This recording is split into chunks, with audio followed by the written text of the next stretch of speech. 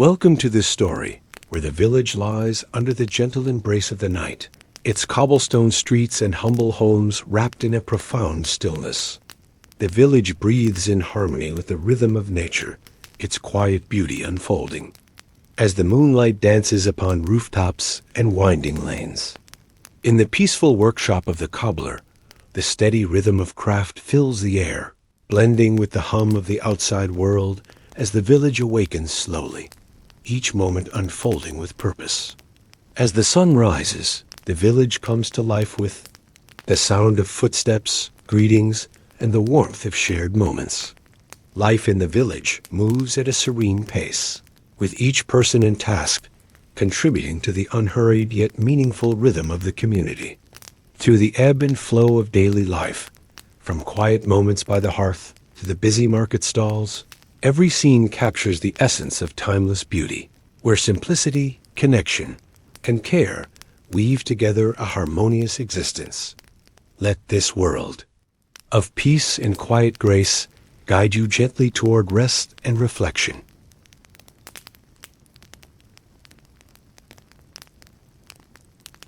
The village lay nestled beneath a vast sky that stretched endlessly, the early morning light gently nudging the edges of the horizon, painting the sky with soft shades of pink and lavender. It was a morning like many others, where the pace of life seemed to move slower, and the world felt quiet, as though it too was easing into the day with a deep, contented sigh. The cobblestone streets, still damp from the cool mist that lingered in the night air, glistened softly under the first rays of sunlight, their rough edges softened by the years of wear from countless footsteps. The air was filled with the faint scent of dew-soaked earth and the lingering fragrance of night-blooming flowers, which now slowly closed their petals as the sun rose higher, welcoming the warmth of the new day. From the small wooden cottages that lined the village lanes, smoke gently rose from chimneys, curling in lazy spirals into the cool air, carrying with it the comforting scent of wood and hearth fires. Inside these homes, the sounds of a quiet awakening began to emerge: soft murmurs, the rustle of blankets, the slow creak of wooden beams settling into place as the villagers stirred from their slumber. The morning was peaceful, devoid of haste, as though time itself had decided to linger a little longer. The faint clatter of pots and pans could be heard as families prepared for the day, while children slowly awoke, their sleepy eyes peeking out from under thick woolen blankets, taking in the first moments of the morning in silence, as though savoring the stillness. Along the village square, the marketplace was quiet for now, its cobblestones still shadowed in the early light, waiting for the bustling of vendors and traders who would soon arrive to set up their stalls, to share the fruits of their labor and their stories with the village. As the sun crept higher into the sky, casting long shadows across the landscape, the village came alive, slowly but surely, as people moved about their homes and routines, each step taken with care and purpose, their actions as steady as the heartbeat of the land itself. The village was not just a place. It was a living, breathing entity, its rhythm steady and constant, carrying with it the weight of generations, each one leaving its mark on the land and the people, adding to the quiet legacy of those who had lived and worked here before. The distant call of a bird broke the silence, its song echoing through the trees that surrounded the village, adding another layer of peace to the atmosphere. Above, the sky continued to brighten, a canvas of soft blues and golds that seemed to promise a day full of simple joys, of shared moments, of work done with pride and satisfaction. It was a morning for beginnings, and a quiet awakening to the world outside. And in this quiet, there was something timeless, something that could be found in the rhythm of the earth, in the steady pulse of a village that had lived through countless mornings just like this one, each one a continuation of a story written in the hearts of its people, woven into the land and carried forward into the future. As the day unfolded, there would be work to do, tasks to complete, but for now, there was a peaceful pause, a moment to rest, to breathe, and to be still in the soft embrace of the morning light. And as you listen to this gentle awakening, let the calm of the village seep into your own heart, guiding you toward a quiet, peaceful start, filled with the promise of another day, another chapter in the story of this quiet, enduring village.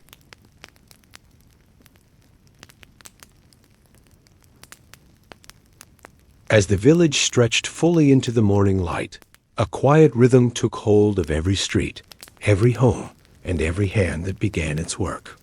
The sun, now high in the sky, cast its golden rays across the fields, illuminating the patches of dew that still clung to the grass like diamonds scattered by the earth's breath. The quiet hum of daily life filled the air, each task blending into the next, as if the villagers had become part of the landscape itself, their movements woven into the fabric of the land's steady pulse. In the fields, the farmers moved with practiced ease, their hands working the earth, sowing the seeds of the future while honoring the soil that had provided for generations before. The rhythmic thud of hoes against the dirt echoed across the valley, a sound as old as the village itself, a sound that spoke of hard work, patience, and hope. Along the lanes, the cobblers, blacksmiths, and weavers began their work, their steady hands shaping leather, iron, and cloth into tools and garments that would serve the village and its people. The blacksmith's hammer rang out with a steady beat, a sound that seemed to resonate through the bones of the earth itself. While the weavers worked their looms, the shuttle moving back and forth in a fluid dance that created fabric from thread, just as generations before had done. At the village square, the market began to stir, vendors arriving with carts filled with goods, fruit, vegetables, meats, and handcrafted items, all carefully arranged for the day's trade. The air was filled with the sounds of haggling, the low murmur of voices exchanging goods and stories in equal measure, a gentle barter that had been the lifeblood of the village for as long as anyone could remember. The children, no longer wrapped in the comfort of sleep, were out in the lanes, their laughter ringing through the air as they played games of chase and hide and seek, their energy infectious as it echoed through the streets and fields. The village. Animals, too, were part of this rhythm, their presence felt in every corner of the village. The chickens clucked softly in the yards, their feathers catching the sunlight as they pecked at the ground, while the horses stood patiently in their stalls, their hooves shifting in the hay, waiting for the day's work to begin. The village's pulse, slow and steady, was a reflection of the earth itself, each day unfolding in the same way it always had, with small but meaningful shifts in the lives of the people who called it home. The sun, now climbing higher in the sky, bathed everything in its warmth, as if to say that the day was just beginning and there was much left to be done.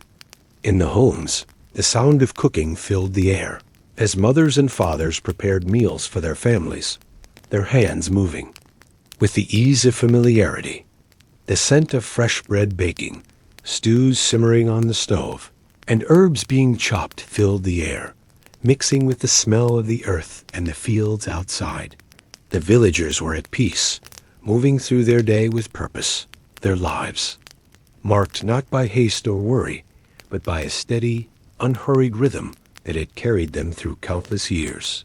It was a rhythm that was as much a part of the village as the soil itself, a quiet heartbeat that bound the people together and connected them to the land that provided for them. And as the day wore on, the village continued to hum with the sounds of life steady, gentle, and unbroken. There was work to be done, but there was no rush, no urgency. Each moment was savored, each task completed with care and pride, for this villagers understood that life was made of these small, quiet moments, and moments that, when strung together, created a life well lived. And as you listen to the steady rhythm of the village, let the calm of their lives wash over you, allowing you to breathe in time with their movements, to feel the pulse of their world in your own heart, and to find peace in the gentle flow of life that continues, unhurried and enduring, day by day.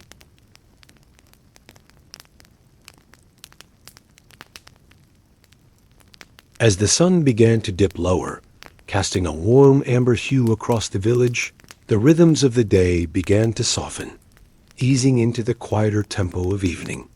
The air, once filled with the noise of labor and conversation, now held a peaceful stillness, broken only by the distant sound of a hammer striking metal, the low murmur of voices, and the occasional bark of a dog or rustle of leaves.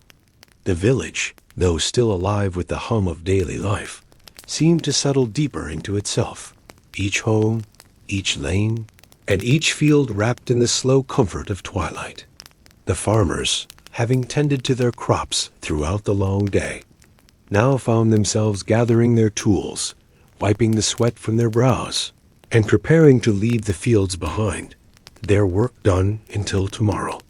The scent of freshly turned earth lingered in the air, mingling with the earthy aroma of hay and the faint trace of smoke from the hearth, fires beginning to flicker in the homes nearby. In the village square, the market stalls began to empty, vendors packing up their goods and exchanging quiet words with the last customers of the day. The lively chatter that had once filled the air gave way to a gentler atmosphere, as the sun's retreat left behind a cooler breeze that whispered through the trees, their branches now swaying in time with the evening wind. Children, whose laughter had filled the streets earlier in the day, were now gathered at their homes, their tired bodies curled beneath blankets as they drifted off into sleep. The gentle hum of the evening was a far cry from the energy of the daytime hours, and yet there was a beauty in the calm that followed the day's busyness, a sense of completion that settled over the village like a warm embrace, inviting all to pause and reflect. As the last rays of sunlight slipped beneath the horizon, the sky blushed with soft hues of pink, purple, and orange, creating a peaceful canvas that stretched above the village and beyond. The homes, their wooden shutters, now close to shield from the cooling evening air, glowed warmly from within, the flickering light of hearth fires casting long shadows on the walls. Inside, families gathered together, sharing meals and stories from the day, the atmosphere filled with a sense of gratitude and quiet camaraderie. The table was a place of comfort, where the worries of the day faded away, replaced by the simple joy of being together. The hearth, with its soft crackle of fire and warm light, provided not just warmth, but a sense of security, a reminder that, despite the inevitable march of time, there was always a place to return to, a home where love and care resided in every corner. Outside, the animals, too, began to settle in for the night, the horses in their stables, the cows in their pens, and the dogs lying peacefully by the doorsteps. The sounds of the village quieted further, the only noise now the occasional rustle of a tree branch in the evening breeze and the distant flow of the river, its steady course undisturbed by the passing hours. The stillness of the night wrapped the village in a blanket of peace, and as the stars began to appear one by one in the sky above, they seemed to watch over the village, their light a quiet reminder of the vastness of the world beyond. The village, itself nestled in the heart of the land, seemed small in comparison to the infinite stretch of the heavens. Yet it was within this small corner of the world that life unfolded with purpose, where every sunrise and sunset brought with it promise of continuity. The evening passed slowly, each moment marked by the peaceful rhythm of everyday life, slow, steady, and unwavering, like the movement of the river that ran through the village, carrying with it the stories of all who had lived there before. And as you listen now to the quiet unfolding of this evening, let the gentle pulse of time slow your thoughts, allowing you to sink into the peaceful embrace of night, wrapped in the comfort of this timeless rhythm that continues unchanged and undisturbed with each passing day.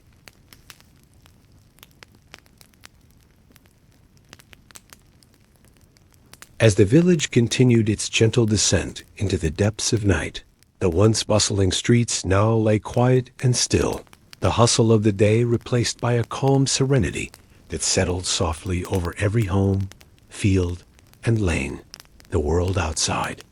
The cottages had slipped into a peaceful slumber, the air now cool and crisp, carrying the scent of damp earth and the faint trace of wood smoke from hearth fires slowly fading into embers. Inside, the flickering candlelight cast long shadows. On the walls, illuminating the faces of families gathered close, their quiet conversations drifting between them like whispers in the dark. The warmth of the fire, combined with the rhythmic crackle of burning wood, provided comfort against the cool night air, inviting a sense of peace that lingered in the hearts of all who found solace in the warmth of home. As the hours stretched on, the world outside grew darker. The once clear skies now deepened into a velvety blackness, punctuated only by the twinkling of distant stars. Above, the moon, a pale crescent, hung low in the sky, casting a soft silver glow across the landscape. Below, the river, which wound its way quietly through the village, now glistened faintly beneath the moon's light, its waters undisturbed and still, like a mirror reflecting the tranquil beauty of the night. The trees, their leaves rustling gently in. The evening breeze stood tall and silent, their shadows stretching long across the fields as they waited for the dawn that would come, as it always had, with the first light of morning.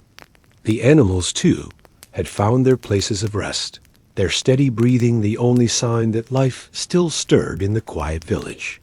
The horses, their coats gleaming in the moonlight, were nestled in their stables, while the dogs and cats, tucked into their beds by the hearth, lay motionless, their bodies relaxed and content. The only sounds in the village now were the occasional creak of a timber, the distant hoot of an owl, and the soft rustling of leaves stirred by the evening breeze. The village, in its deep slumber, seemed to hold its breath, suspended in time. As the night slowly passed, the calm was not a stillness of emptiness, but rather a profound peace that wrapped the entire community in a collective embrace. Every home, every field, and every path seemed to pulse with the quiet rhythm of the night, a rhythm that had been there for generations, unchanged and unwavering. It was the rhythm of time passing, of the earth turning beneath the feet of all who lived here, and of life unfolding in the smallest, quietest of ways. As the stars continued their slow dance across the sky, the village remained tucked under the protection of the night, its inhabitants unknowingly part of the greater cycle of life and nature that continued beyond the boundaries of their small world. The night itself seemed eternal, a vast and silent witness to the lives unfolding beneath its watchful gaze. And as you listen now to the soft lull of the night, let yourself sink deeper into the quiet, feeling the pull of the world around you slowing down with every passing moment. Allow the steady pulse of the village's heartbeat to calm your mind, as the night wraps you in its arms, guiding you gently toward rest and the peaceful embrace of dreams. The world outside, though quiet and still, was alive in its own way, pulsing with the energy of all who had come before and those who would follow as the timeless rhythm of life continued, undisturbed, beneath the stars.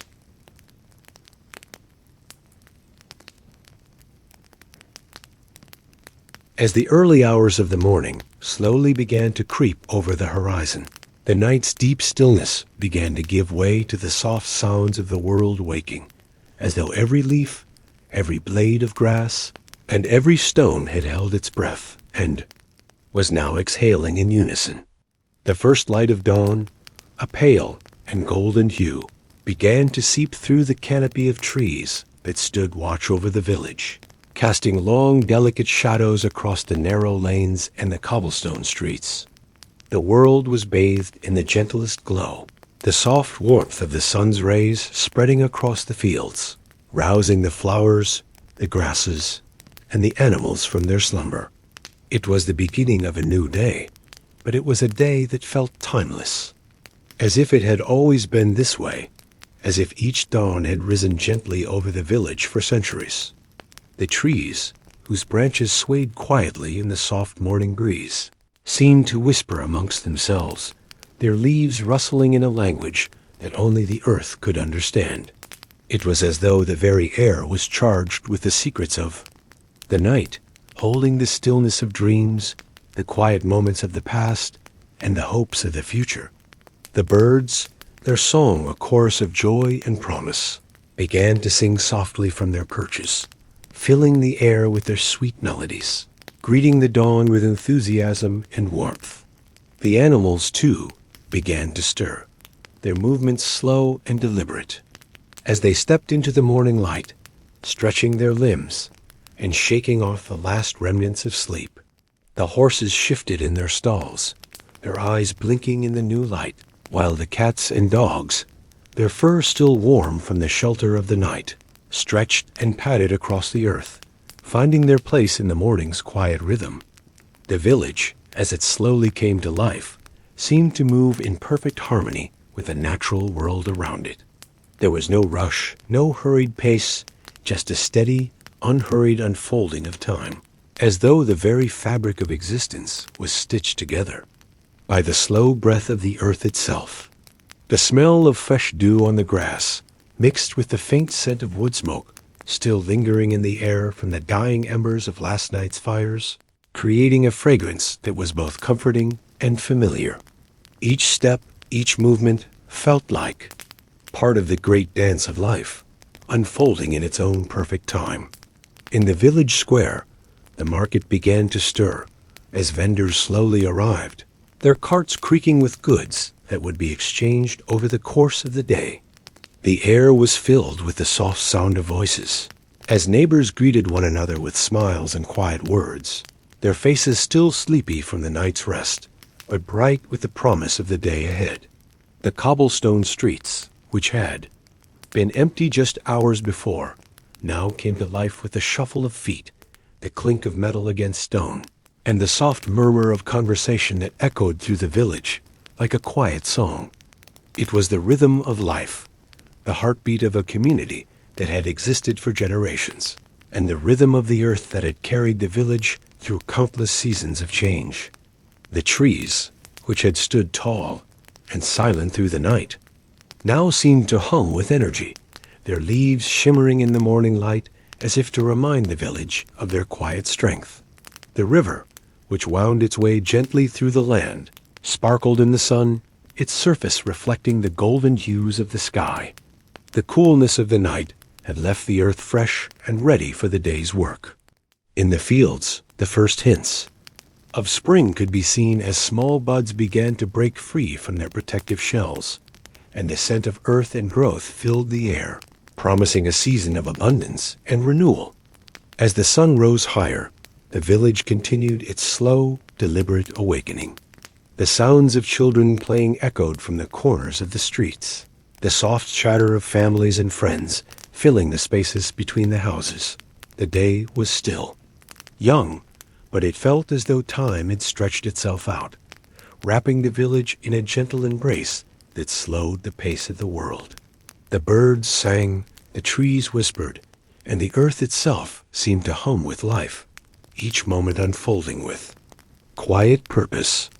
And as the village slowly came to life, wrapped in the warmth of the sun and the softness of the morning, it was clear that the day was not just the beginning of a new cycle, but a continuation of something much older, something that had always been. It was the continuation of a story written in the language of the earth, a story that had been passed down through generations, and one that would continue, slow and steady, just as the trees whispered their secrets to the wind and the river flowed without hurry.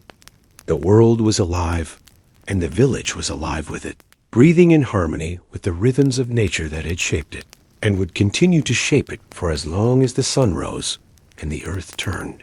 And as you listen to this soft unfolding of the day, let the gentle sounds of life, the warmth of the sun, and the whispering of the trees guide you toward a place of peace, rest, and renewal.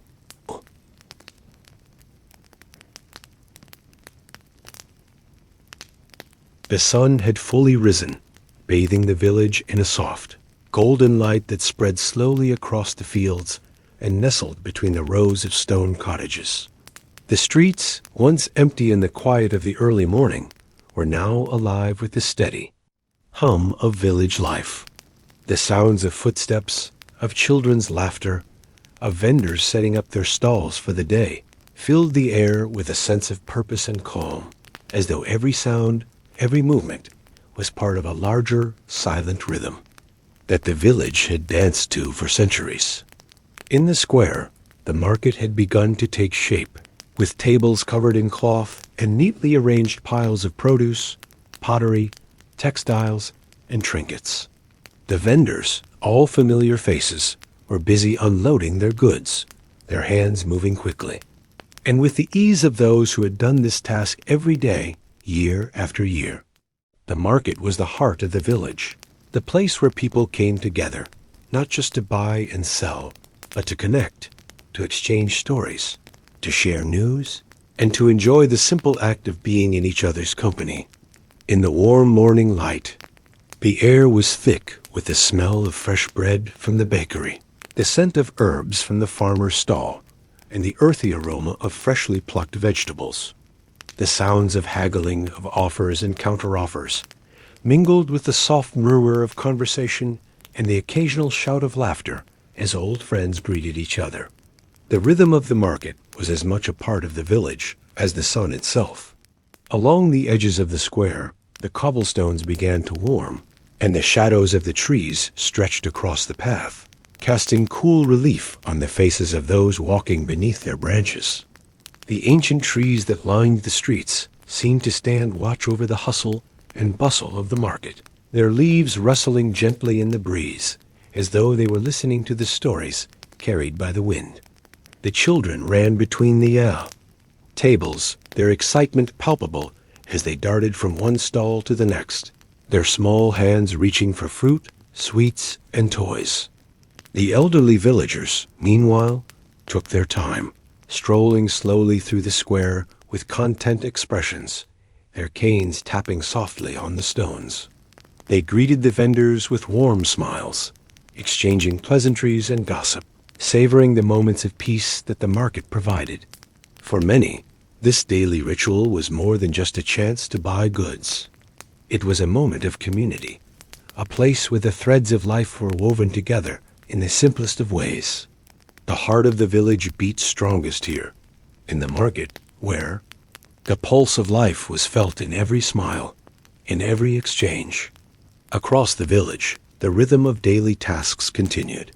The blacksmith's hammer rang out steadily, a familiar sound that echoed from his forge at the edge of the square, as he shaped iron with the steady precision of years of practice. The tinker's wagon, laden with tools and supplies, rumbled along the street as he made his rounds, his voice calling out in greeting to those he passed. The weaver, sitting in the small shop tucked behind her cottage, worked tirelessly, her loom clicking rhythmically as she created beautiful cloth that would soon be draped across the shoulders of villagers, offering warmth and comfort as the seasons changed. The air was alive with the energy of work, of tradition, and of continuity. Each movement, each task, was a small act of love and dedication, contributing to the fabric of village life that had been woven over countless generations. It was in these quiet moments, in these small, everyday actions, that the true beauty of life in the village could be found. The village was a place of continuity, a place where each person played their part in the larger tapestry of life. The homes, simple but sturdy, stood side by side, their thatched roofs providing shelter from the changing weather and their stone walls, offering protection from the outside world. The windows, small but welcoming, let in the light of the day and the cool breeze of the evening, offering a glimpse of the lives lived inside. Each home had its own unique character, shaped by the hands of those who had built it and those who had lived within its walls. And as the day wore on, the village settled into a comfortable rhythm. The market began to wind down, with vendors packing away their goods and preparing to return to their homes. The street lamps, which had stood dark for most of the day, flickered to life as the sun began to dip below the horizon, casting long shadows across the cobblestones. The children, tired from their play, began to make their way home, their laughter now quieter, their energy spent. The adults, too, finished their tasks, gathering with their families around the hearths for the evening meal. In the quiet of the evening, as the stars began to twinkle in the sky above, the village seemed to exhale, resting for a brief moment before the cycle began again. The village, with its market, its homes, its streets, and its people, was a place of timelessness, where life moved at its own steady pace, where every act, every moment, was part of a larger rhythm that had been set long ago. It was a place where the heart of the village could be felt in the smallest of details, in the smile of a neighbor, the warmth of the hearth, and the gentle hum of the market. And as the night deepened and the village settled into its peaceful slumber, there was a sense of contentment, of quiet fulfillment that came from being part of something greater, something that had endured through time and would continue to endure, carrying the heartbeat of the village into the future. As you listen now to the village settling into the calm of evening, let the soft glow of the fading sunlight and the rhythmic pulse of life carry you gently toward rest, peace, and dreams filled with the quiet grace of a world where time moves slowly, but love and community endure forever.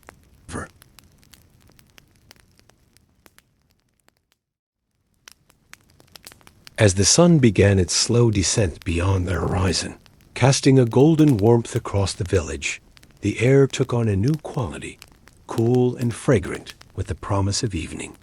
The sky, once bright and clear, was now streaked with soft shades of amber, lavender, and deepening blue, as though the heavens themselves were sighing in contentment at the close of another day. The sounds of the village, which had been lively and bustling with the activities of the day, began to soften, transitioning into the quiet murmur of evening. Children, tired from their games and running through the village square, now meandered toward their homes, their voices growing quieter as they spoke to one another in low tones, the lightheartedness of midday fading into the peaceful serenity of twilight. The streets, once filled with the steady rhythm of footsteps and the bustling of carts, began to empty, the cobblestones now bathed in long shadows that stretched across the lanes like silent, patient sentinels.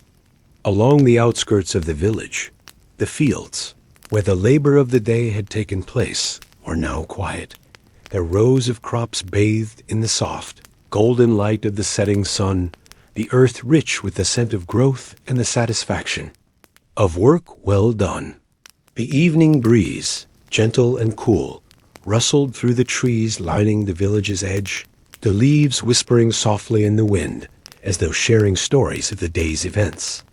The river, winding lazily along the far side of the village, seemed to shimmer in the fading light, its surface reflecting the changing colors of the sky, a constant, steady presence that connected the village to the broader world.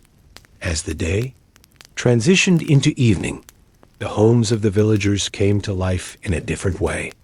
The sounds of families gathering for supper filled the air, the crackling of fires and hearths, and the clink of pots and utensils, creating a cozy, intimate rhythm that echoed the heartbeat of home. In the kitchens, women moved with practiced grace, preparing meals that had been handed down through generations. The familiar sense of roasted meats, stews, and freshly baked bread wafting through the open windows. The men, returning from their daily work, entered their homes with a quiet weariness, shedding their tools and coats as they were greeted by the warmth of the fire and the welcoming embrace of their families. In each home, the evening meal was more than just sustenance. It was a time to reconnect, to share the events of the day, to laugh, to tell stories, and to rest in the company of those they loved. The village square, now quiet, was illuminated by the soft glow of lanterns hanging from posts along the pathways. their flickering light casting gentle shadows that danced across the stone walls of the houses, as though the village itself was breathing with the rhythm of the night.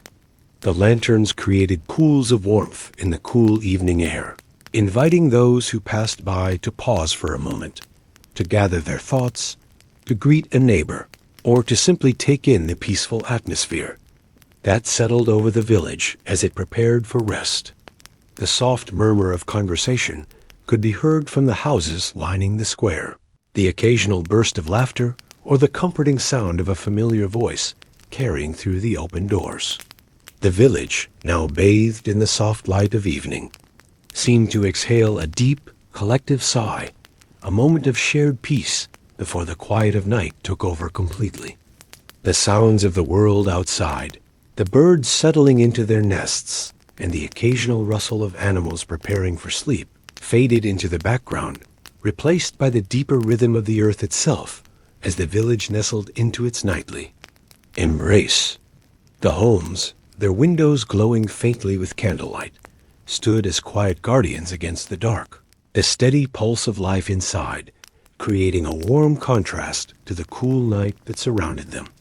The earth, the air, and the stars above all seemed to harmonize in a symphony of stillness, each note a reminder that time was passing, but it was doing so gently, with patience and grace. As the evening deepened and the sky darkened into a velvet expanse dotted with stars, the village seemed to settle even further, the energy of the day now fully replaced by the quiet of night. The fires in the hearths burned low, the flickering of the flames casting soft, dancing shadows on the walls, while the village's inhabitants drifted into sleep, the steady rhythm of their breathing merging with the pulse of the earth beneath them. The moon, rising slowly in the east, cast a pale light over the village, its glow soft and silvery as it bathed the rooftops, the trees, and the river in its quiet radiance. The stars, ancient and eternal, stretched across the sky like a vast canvas, their light offering a sense of connection to something greater, something timeless. The night was complete, the village wrapped in the stillness and peace of the hours that lay ahead. And in this deep embrace of the evening, as the world around the village slowed, the hearts of those who called it home beat in unison with the rhythm of the universe, slow and steady, like the steady pulse of the river that flowed just beyond the edge of the village. As you listen now to the soft sounds of the evening settling over the village, let the gentle calm of the night wash over you, carrying you toward rest and renewal, a peaceful moment in the timeless rhythm of life.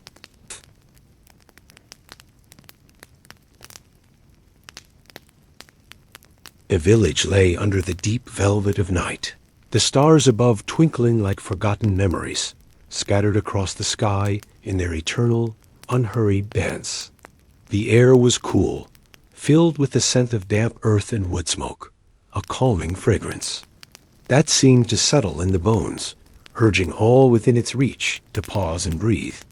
The moon, full and radiant, rose steadily above the horizon, casting its pale light over the sleeping village, turning the cobblestone streets and thatched rooftops into a soft silver landscape. The buildings, quiet and still, stood as silent sentinels against the dark, their windows reflecting only the light of the stars and the flicker of distant lanterns, which hung like quiet guardians along the lanes.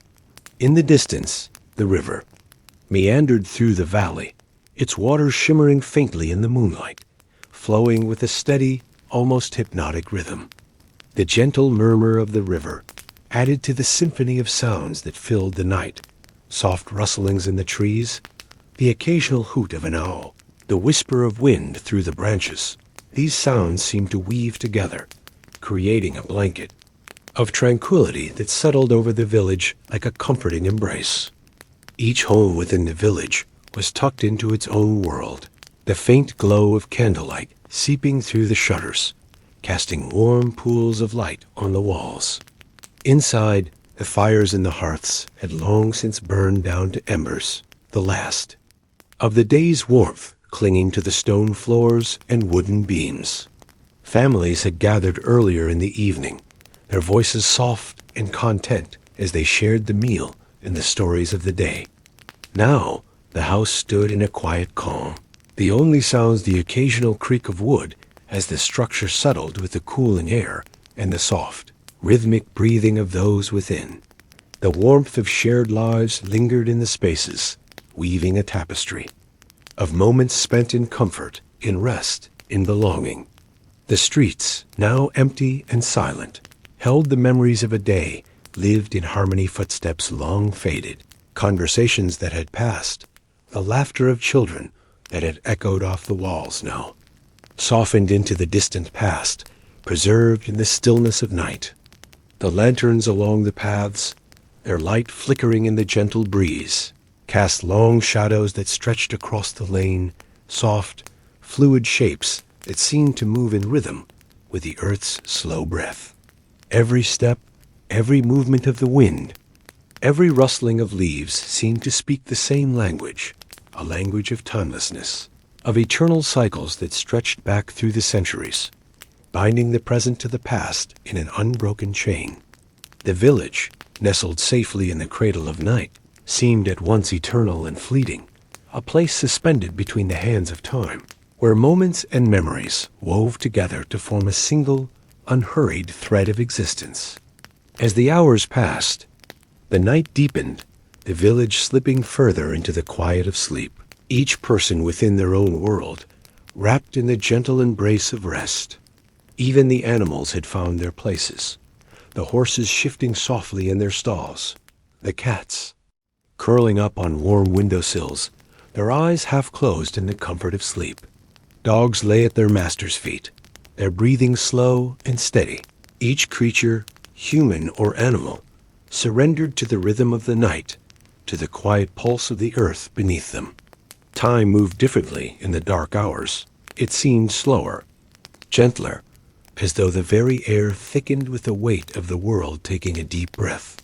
The village's heartbeat matched that of the earth, steady and calm, pulsing through the veins of each individual. The shadows, once sharp and hard-edged, softened now, blurring and merging with the quiet, as though the night itself was wrapping the village in a cocoon of peace, cocooning it in the stillness of renewal.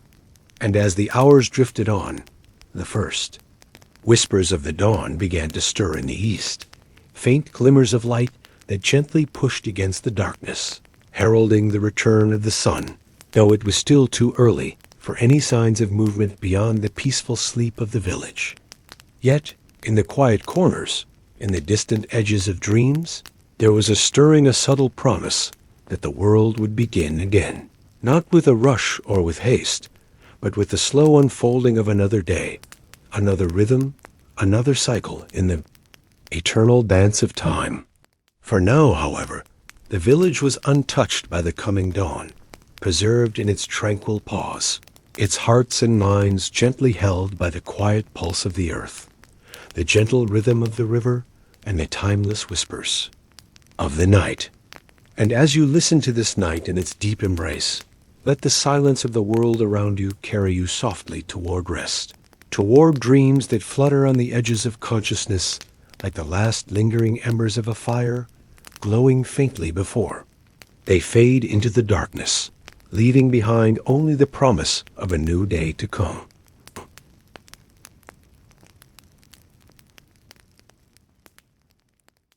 As the first hints of light crept along the horizon, painting the sky with the softest shades of lavender and rose, the village began to stir from its deep slumber. The night, which had held everything in its tender, protective embrace, slowly began to release its hold, allowing the world to breathe once more. The streets, once shrouded in the darkness of quiet rest, now emerged from the shadows, bathed in the pale glow of the early morning. The cool air, still rich with the sense of earth and dew, carried with it the promise of a new day, unhurried, unforced, and filled with the serene beauty of nature's rhythm. The cobblestone lanes, now bathed in soft light, seemed to shimmer. As the morning mist began to dissipate, leaving behind a fresh, crisp atmosphere that filled the lungs with a renewed sense of life. The lanterns that had flickered dimly through the night now stood abandoned, their lights no longer needed, as the sun's first rays began to stretch across the village, casting long shadows that slowly shrank and faded as the day crept toward its inevitable rise. Inside the homes, the first movements of the villagers broke the silence. The soft rustling of sheets, the quiet creak of wooden floors, and the gentle sighs that marked the transition from sleep to wakefulness. The hearths, once cold, now held the promise of warmth as embers were stoked back to life, casting a warm, welcoming glow that spread through the rooms, inviting all to gather around and start the day with the simple comforts of home.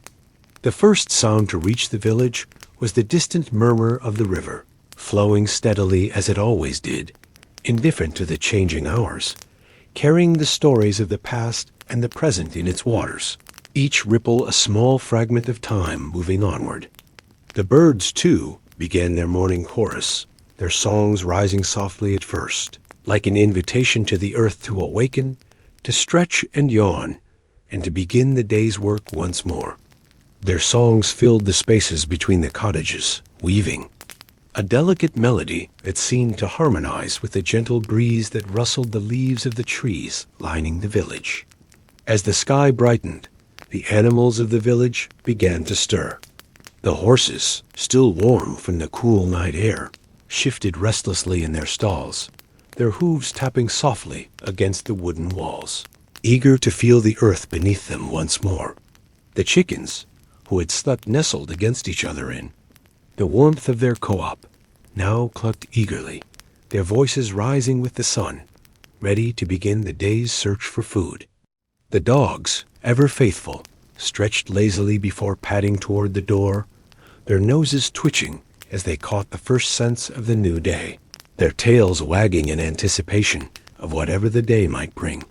The village itself, as it always did at dawn, seemed to breathe with one collective rhythm, each house, each person, each animal synchronized in the quiet pulse of morning, as the world slowly woke from its night of rest.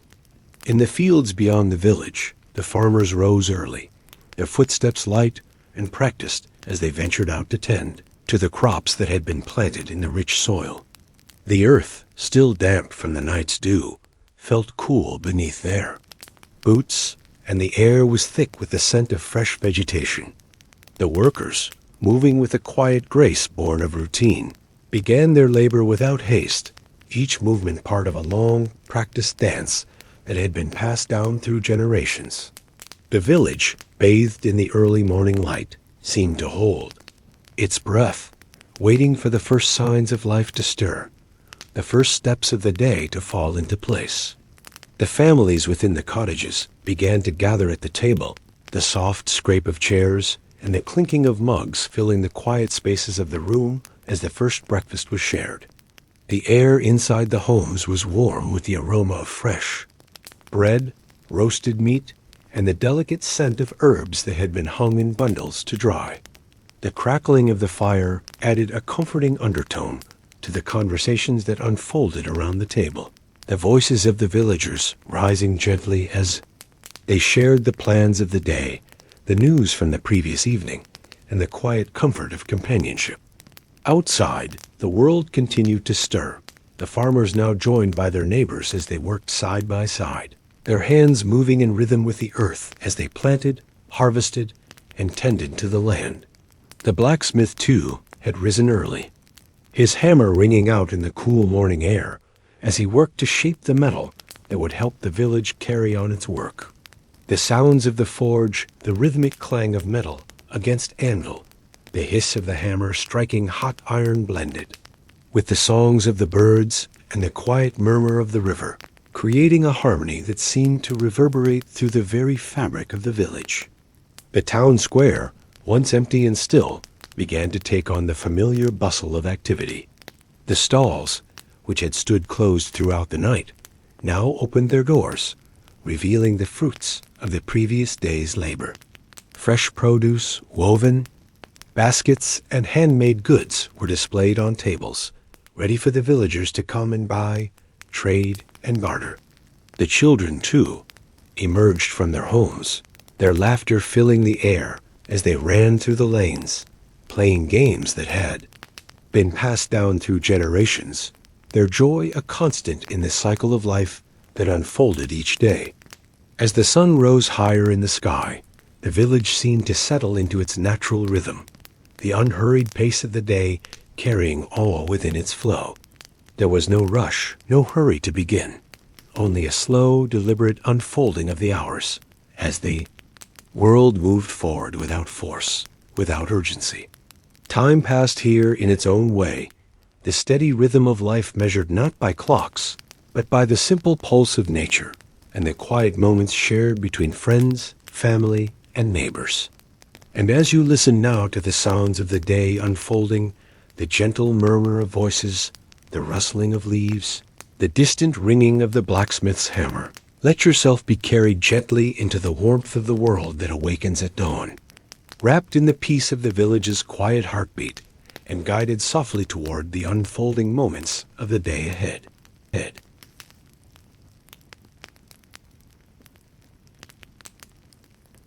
As the morning continued to unfold, the village seemed to settle into its rhythm, each action moving as naturally as the seasons themselves, flowing without urgency, but with a steady, undeniable purpose. The streets, once touched by the softness of dawn, now echoed with the familiar sounds of daily life voices carrying from homes, the steady clatter of carts against cobblestones, and the rhythmic hum of labor as the villagers moved through. The motions of the day. The sun, now high in the sky, bathed everything in a warm glow that softened the edges of the world, casting long shadows beneath trees and rooftops as the villagers worked under its watchful gaze. From the fields to the market square, the buzz of activity was calm but constant, the heartbeat of the village unwavering as it carried everyone forward. The children, their morning play now turned to the tasks of the day, moved about with a quiet energy, running errands for their parents or fetching water from the well. Their laughter still rang through the lanes, but it was joined now by the more measured sounds of responsibility, small hands working to carry baskets of herbs or hauling wooden buckets, the weight of the tasks a reflection of the growing understanding that their roles in the village were more than just fleeting moments of joy. In the kitchens, the aroma of fresh-baked bread mingled with the savory smells of stews simmering on the fire, and the villagers gathered to share their meals with quiet reverence, appreciating the sustenance that the land provided and the work of those who had prepared it. In the fields, the farmers moved methodically, their hands stained with the earth as they tended to the crops that would provide for the coming months. The soil was rich and dark, full of the promise of growth, and with each row they planted or harvested, they were reminded of the delicate balance between labor and harvest, between giving and receiving. The work was not done in haste, but with a patience born of years spent cultivating the land. The blacksmith's forge was in full swing by now, the rhythmic pounding of hammer on metal, a steady echo that filled the air, underscoring the constant activity that marked the heart of the village. Each strike of the hammer, each shaping of the metal, was part of a long tradition of craftsmanship, the fruits of which were seen in the tools, nails, and horseshoes that helped the village function smoothly. The smell of burning coal and hot iron filled the air, adding to the earthy perfume that surrounded the village, a scent that became as familiar as the creak of wooden doors and the chirping of birds in the trees. The villagers moved from task to task without complaint, each action a quiet expression of their commitment to the community and to the land that had sustained them for generations. The elderly, too, played their part in the steady pulse of the village, sitting on benches beneath the shade of the great oaks, their hands busy with knitting or weaving, their eyes bright with the wisdom of years spent watching the world shift and change around them. They were the keepers of the stories, the ones who had seen the seasons pass in their full measure and understood the delicate cycles that governed the world. The village square, now fully awake and alive, was a hive of activity, though still. Neasured and unhurried in its pace. The market vendors called out to passers-by, offering their wares with a quiet enthusiasm that matched the gentle rhythm of the day. The fresh produce was arranged carefully, the apples bright red against the deep green of lettuce, the honey jars glistening in the sunlight like small suns, and the handmade pottery sitting patiently on their shelves, waiting to be chosen. The sense of community was tangible, the interconnectedness of the villagers felt with every glance, every shared smile, and every transaction, no matter how small. The barter system was alive and well, with goods exchanged for goods, the value of what was given and received reflected in the respect and trust that each person placed in one another. Overhead, the birds continued their morning chorus, their songs filling the spaces between the cottages, soaring high above the village, before disappearing into the trees. Their songs were joined now by the calls of the hawks circling in the distance, their wings slicing through the air with the grace and precision of hunters in search of their next meal. As the day wore on, the steady pace of life continued unabated. The farmers returned to their homes for a brief respite before heading back to the fields for the evening shift. The market vendors packed up their stalls, their goods now sold or traded, and the steady hum of conversation shifted into quieter, more intimate exchanges as the sun began to dip lower in the sky. The temperature dropped with the setting sun, the warm glow of the day replaced by the coolness of evening, and the villagers began to wind down from the busyness of the day. Families gathered around their hearths for the evening meal, the sounds of their voices drifting out through the open windows, carrying the stories of the day and the promises of tomorrow. The fields, now bathed in the soft light of twilight, seemed to breathe in time with the village. The river, still and serene, reflected the stars that were beginning to appear, the vastness of the sky seemingly endless and calm. The village, too, seemed to exhale as night fell, the steady pulse of the day giving way to the stillness of evening. The pace slowed, but the connection remained. The heartbeat of the village was a steady, unyielding rhythm that moved through every stone, every tree, and every person, a rhythm that would continue, uninterrupted, as long as the earth turned and the village stood. And as the stars shone brightly overhead, the quiet beauty of the world was felt, a reminder that, in this small corner of the world, life moved forward with grace, with care, and with the steady pulse of the earth beneath their feet.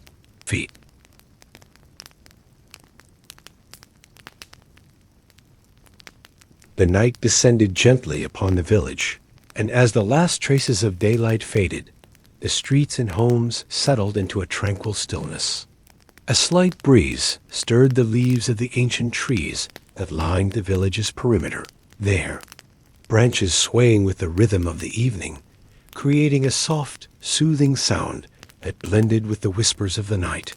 In the distance, the river, flowing steadily through the heart of the village, murmured its timeless song as it wound its way around the stone bridges and under the weathered arches, its surface now reflecting the cool, silver light of the rising moon. The world seemed to pause, taking a collective breath as the busy hum of daytime activities faded into the serene quiet of night. In the cottages, flickering candlelight cast warm, soft shadows on the walls, illuminating the faces of those who had gathered around hearths for the evening meal. The scent of freshly baked bread, roasted meats, and hearty stews filled the air, mingling with the earthy aroma of wood smoke that spiraled lazily from chimneys, curling into the night sky like gentle wisps of memory. The village was at peace, its rhythm slow and steady, as if the earth itself had entered into a deep, contented slumber.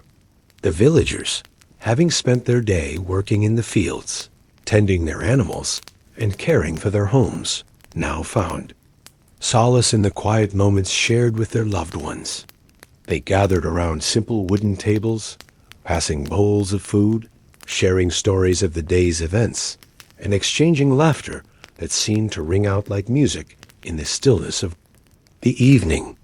The elders, who had lived through the seasons of countless years, sat quietly in their favorite chairs by the fire, their faces creased with the wisdom of age, their eyes glinting with memories of days gone by. They spoke of times when the village was smaller, when the trees were younger, and when the fields seemed to stretch out endlessly under the golden light of the sun.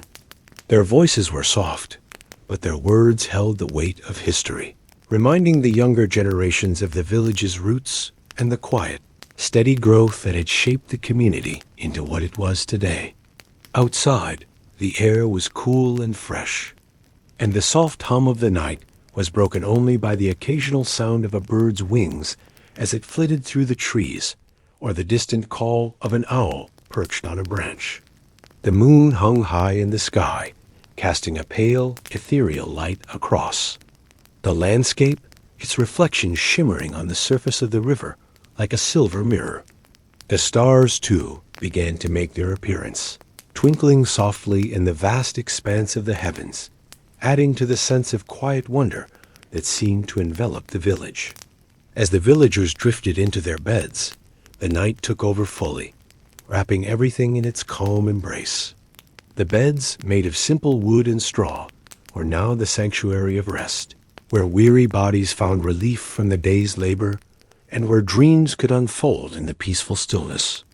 The fire in the hearths, now reduced to a soft glow, crackled gently, sending occasional embers up the chimney, while the soft, rhythmic sound of breathing filled the rooms.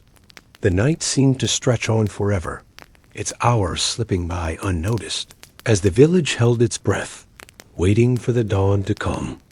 Again, in the stables, the animals settled into their own routines for the night. The horses, now resting in their stalls, shifted their weight, their hooves tapping softly against the wooden floor as they stretched and settled down. The chickens huddled together in their coop, their soft clucks blending into the quiet hum of the evening. The dogs, loyal companions to their owners, lay curled up on the floor, their eyes closed in peaceful sleep, while the cats wandered silently through the house, their sleek bodies moving like shadows in the night. As the hours passed, the village settled further into the gentle embrace of night, its rhythm slowing as it prepared for another day of life and work. The world outside seemed far away, and the village, with its timeless pace, existed in a space all its own quiet, peaceful, and unhurried. The only sounds now were the soft rustle of leaves in the trees, the distant call of a night bird, and the steady flow of the river, carrying with it the whispered stories of the past. The night, with its gentle hold on the world, seemed to stretch on forever, and the village, tucked safely within its embrace, rested in the knowledge that the cycle of life would continue, ever steady, ever constant, like the river itself, flowing onward through the seasons of time. And as the village lay cradled in the stillness, with the moon shining brightly overhead and the stars watching from their distant perch, there was a sense of peace, a peace that was born not of silence alone, but of the quiet, unspoken understanding that everything in its own time would find its place in the world.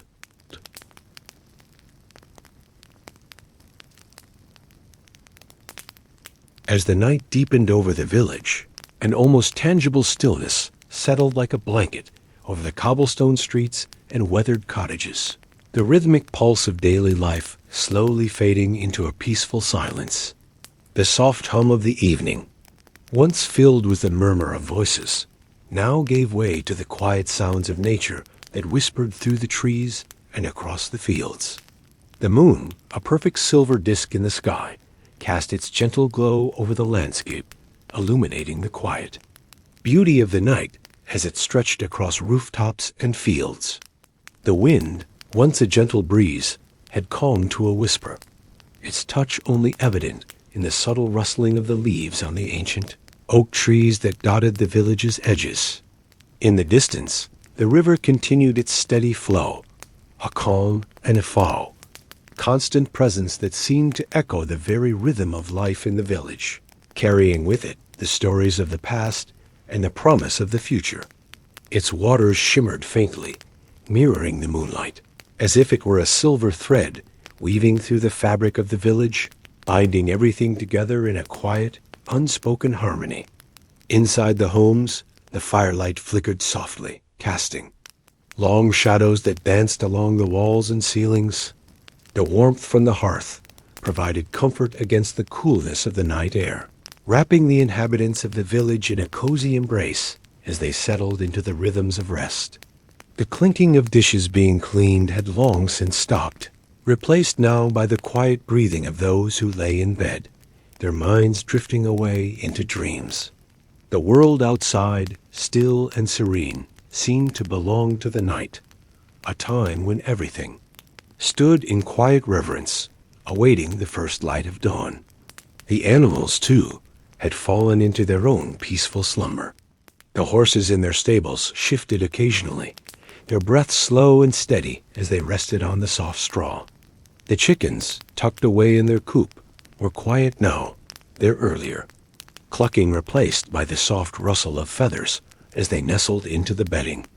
The dogs, ever loyal, lay stretched out on the cool stone floors of their homes, their breathing deep, and even as they dreamed of days spent running through the fields, chasing after invisible prey.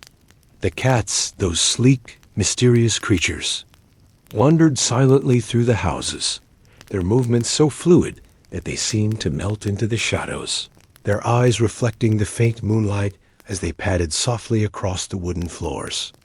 In the fields, the crops, now swaying gently in the night's cool embrace, seemed to hold their breath as well, waiting for the new day to bring the warmth of the sun and the promise of another season of growth. The distant hills, which stood as silent sentinels to the village, were now draped in the shadows of night, their outlines softened by the blanket of darkness that had settled over them. The stars, countless and distant, dotted the sky above like a field of diamonds, their faint light flickering through the cool air, providing the only illumination aside from the pale glow of the moon. The village itself, now bathed in this ethereal light, appeared to be at peace, its buildings standing firm and resolute, like old friends who had weathered many years together, their faces worn, but still full of quiet strength. The village square, which had seen the bustle of market days and the laughter of children at play, now lay empty and still, its stone benches silent witnesses to the stories of the day, now tucked away in the memories of those who had walked its paths. The once lively streets, now quiet and abandoned, seemed to hold their breath, waiting for the soft footsteps of dawn to awaken them once again. But for now, the night ruled, its dominion complete as the village rested, held in the calm embrace of its own stillness. The sky, wide and vast above, seemed to stretch on forever, a canopy that had witnessed the rise and fall of countless days, yet remained unchanged, eternal in its quiet majesty. The night itself, though filled with the soft sounds of nature, seemed to wrap everything in a layer of peace, as if the world had slowed just enough for its inhabitants to take a deep, collective breath. And as the moon made its slow arc across the heavens, casting its cool light over the village, it seemed to watch over all, a silent guardian keeping watch as time unfolded quietly, piece by piece. There was no rush, no hurry. The village, with its simple life, was in no need of anything more than the passing of time. The quiet that enveloped the world now seemed to promise that everything in its own time would return to its place, as it always had. As the hours passed, the world beneath the stars held its breath, knowing that dawn would come with its own rhythm, its own gentle pulse, and the village would awaken once more to continue its unhurried, steady journey through another day. For now, though, there was only the silence, the moonlight, and the steady flow of the river, all bound together in a dance that had been unfolding for as long as anyone could remember. And so, the night deepened, carrying with it the promise of renewal, of peace, and of rest, until the dawn would once again break through the horizon, heralding the arrival of a new day, a new beginning.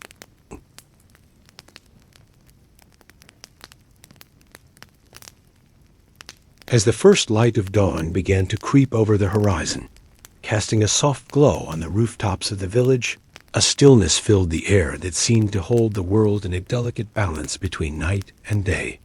The village, having slept through the long hours of darkness, began to stir slowly, as though waking from a deep, peaceful dream. The cool, crisp air of the early morning carried the faint scent of dew-kissed grass and the earthy fragrance of the river as it wound its way through the village, its waters now bathed in the light of the rising sun, shimmering gently with the promise of another day. The ancient trees that stood guard at the village's edge, their leaves still damp from the night's cool touch, rustled softly in the early morning breeze, their branches reaching toward the sky as if stretching after a long night of rest. The birds, who had remained silent through the night, now began to sing, their melodies rising slowly into the stillness, greeting the day with songs that carried a sense of renewal and hope. The horses in the stables shifted in their stalls, their long, muscular bodies stretching after the restful night, while the dogs, who had spent the night curled up at the feet of their masters, now began to stir, their tails wagging gently as they prepared for the day's work. The village, still wrapped in the soft embrace of dawn, felt alive with the promise of new beginnings, each moment unfolding like the petals of a flower, slowly but surely. The steady rhythm of life that had characterized this place for generations began to take shape once more as the villagers emerged from their homes, blinking in the soft light of morning as they greeted one another with quiet nods and soft smiles. The market square, still empty of the bustling crowds that would fill it later in the day, seemed to hold its breath, waiting for the hum of activity to begin once more. The faint sound of footsteps echoed through the streets as a few early risers made their way to the fields, their worn boots clicking softly on the cobblestone roads. Inside the cottages, the fires that had long since burned low were rekindled with a steady hand, the warmth filling the rooms with a comforting embrace that pushed back the lingering chill of the night. The scent of freshly baked bread began to drift from the bakery, carried on the breeze as the sun climbed higher in the sky, casting long golden beams that poured into the village, illuminating every corner and crevice with light. The once quiet river, now alive with the reflections of the early sunlight, rippled gently, its waters carrying with them the stories of the past and the future, all flowing toward the same inevitable end. The villagers, whose lives were so intricately woven into the fabric of this place, moved with quiet purpose, their hands working as they always had, their hearts beating in time with the slow, steady pulse of the village itself. The small gestures of daily life, the tendrils of smoke rising from chimneys, the clinking of tools being prepared for work, the soft murmur of voices as neighbors exchanged greetings, became the soundtrack of the morning, a song of simplicity and continuity that marked the passage of time. The cobbler, who had long since opened his small shop, bent over his workbench, his hands steady as he cut and stitched leather with the practiced ease of a man who had spent years perfecting his craft. His movements were slow and deliberate, each one infused with the patience and dedication that had become his hallmark. The village square, still quiet and peaceful, began to awaken as vendors set up their stalls, their hands moving with purpose as they arranged their goods, fresh vegetables, fruits, and handmade wares on the wooden tables that lined the square. The air was filled with the sounds of life slowly beginning to unfold, the quiet hum of the village coming back to life. The scent of freshly picked flowers filled the air, their vibrant colors standing out against the muted backdrop of the village's stone buildings. As the day stretched out before them, the villagers settled into the familiar rhythms of work, each person moving with a quiet confidence, knowing that the day ahead would unfold as it always had, in its own time, without hurry or fuss. The slow passage of time seemed to stretch on, its rhythms as old as the hills that surrounded the village, as constant and unchanging as the river that wound its way through the landscape. In the fields, the farmers worked in the soft light of the morning, their hands steady as they tended to the crops that would feed the village for another season. The sound of their voices, low and soft, carried on the breeze as they moved through. The fields, their movements synchronized with the quiet pulse of the land. The horses, now fed and groomed, were led out into the fields to graze, their hooves crunching softly on the dewy grass as they wandered, content in their quiet world. The village, with its timeless rhythms and steady pace, felt like a place, apart from the rest of the world, a small pocket of peace where life unfolded slowly, without the pressures and hurry of the outside world.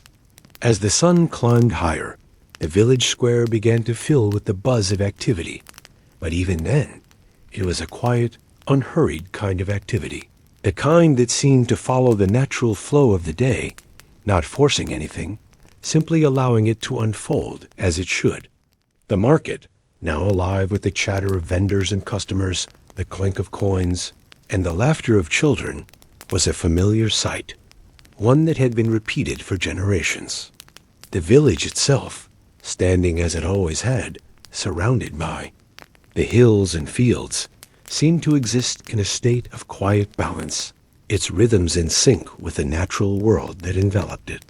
The days passed slowly, each one blending into the next, as the seasons turned and the world outside continued to spin at a pace that seemed too fast for this small, timeless place. And yet, within the walls of the village, life continued on, in its own quiet way, untouched by the demands of the world beyond. Each person, from the oldest elder to the youngest child, moved through their day with the same sense of calm purpose, knowing that the rhythms of life would continue, as they always had, with or without the outside world's approval.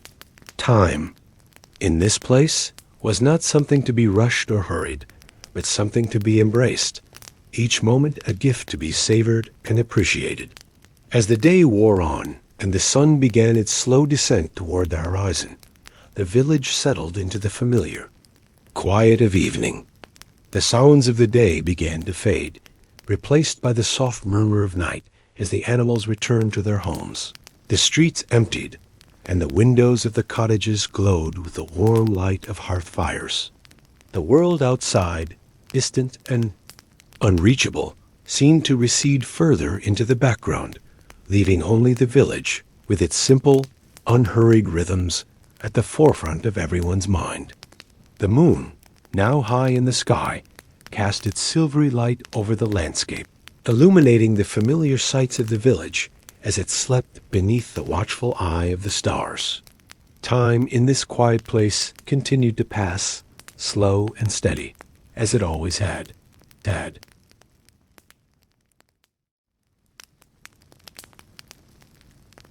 As the first rays of sunlight gently spilled over the village's rooftops, the air was filled with the soft, reassuring stillness that accompanied the dawn. The world seemed to exhale, releasing the last remnants of night as the village began to stir from its deep, quiet slumber. The golden light cast long shadows across the cobblestone streets, softening the edges of the buildings and painting the world in hues of amber and rose. The steady hum of life began to swell, though slowly, as the morning unfolded like a well-worn story. The earth, still damp with the remnants of the night's coolness, seemed to breathe in unison with the village, its steady rhythm mirrored in the rustling leaves of ancient trees that lined the village's edges, their branches swaying gently in the early morning breeze. The village animals, who had spent the night in the comfort of their pens and stalls, began to shift and stir, waking from their own dreams as they felt the promise of the new day. Horses stretched their long legs and nickered softly, as if exchanging quiet greetings with one another, while the cows and goats raised their heads, their ears flicking in the direction of the rising sun. The hens, eager to begin their daily foraging, clucked softly in the yards, their feathers ruffling as they moved through the grass, their movements graceful and deliberate. The cobbler, who had risen early as he always did, opened the small window of his workshop to let in the fresh, cool air of the morning. The smell of freshly baked bread wafted in from the bakery down the street, mingling with the earthy scent of damp wood and the distant river that flowed quietly by. Inside the workshop, the cobbler set to work without hurry, his steady hands moving with the familiar rhythm of his craft. The knife sliced through the leather with a practiced ease, the needle gliding through the material as he stitched with deliberate care. The cobbler's work was always slow, but never tedious. Each stitch and cut was infused with quiet pride, knowing that each piece of leather he worked with would soon become a part of someone's life, a companion for their journey. Outside, the villagers began to fill the streets, their movements calm and unhurried. Some headed toward the market square, where vendors were already setting up their stalls, their hands busy arranging the day's offerings: fresh vegetables, baskets of eggs, bundles of fragrant herbs, and jars of honey that shimmered in the morning light. The quiet buzz of the market began as the familiar faces of neighbors exchanged greetings, and children darted between the legs of their parents, laughing and playing with the carefree joy that came with the simplicity of village life. The blacksmith's hammer rang out in the distance, a steady rhythm that underscored the peaceful hum of the village. His forge, a place of heat and sparks, was already alive with the steady clang of metal being shaped and molded, a testament to the steady pace of craftsmanship that permeated the village. His work, like the cobbler's, was slow and deliberate, each piece forged with patience and purpose. The air was thick with the scent of burning coal and hot metal as the blacksmith worked his anvil, shaping iron with practiced hands. As the sun climbed higher in the sky, the village began to fully awake, each moment unfolding like the pages of a book.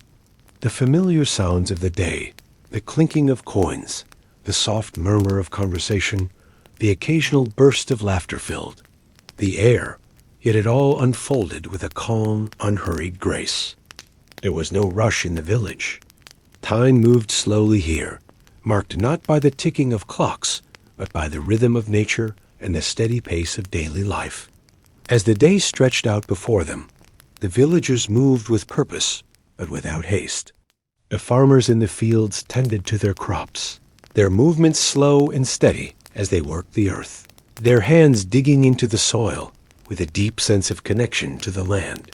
The sun beat down on them, but it was a warm, gentle heat, a kind that coaxed life from the earth rather than demanding it. The river, ever present and steady, continued its journey through the landscape, its waters glistening as they reflected the bright sky above. Birds flew overhead, their wings cutting through the air with graceful precision, while the occasional breeze carried the scent of the river's cool waters to the village. In the distance, the hills stood watch, their forms silhouetted against the sky, untouched by the passing of time. As the afternoon wore on, the village settled into a gentle rhythm. The work of the day was well underway, and the market square, now full of life, hummed with activity. The vendors called out to potential customers, their voices rising above the soft murmur of conversation as they peddled their wares. Children played in the square, their laughter filling the air as they chased one another between the market stalls. The cobbler, taking a brief break from his work, stepped outside to enjoy the warmth of the sun on his face. The soft breeze ruffled his hair, and he closed his eyes for a moment, savoring the simple pleasure of the moment. It was a feeling he had known all his life, a feeling of contentment that came from the steady rhythm of work and rest, from the slow, unhurried passage of time. The afternoon slowly transitioned into evening, the sky shifting from bright blue to soft shades of pink and orange.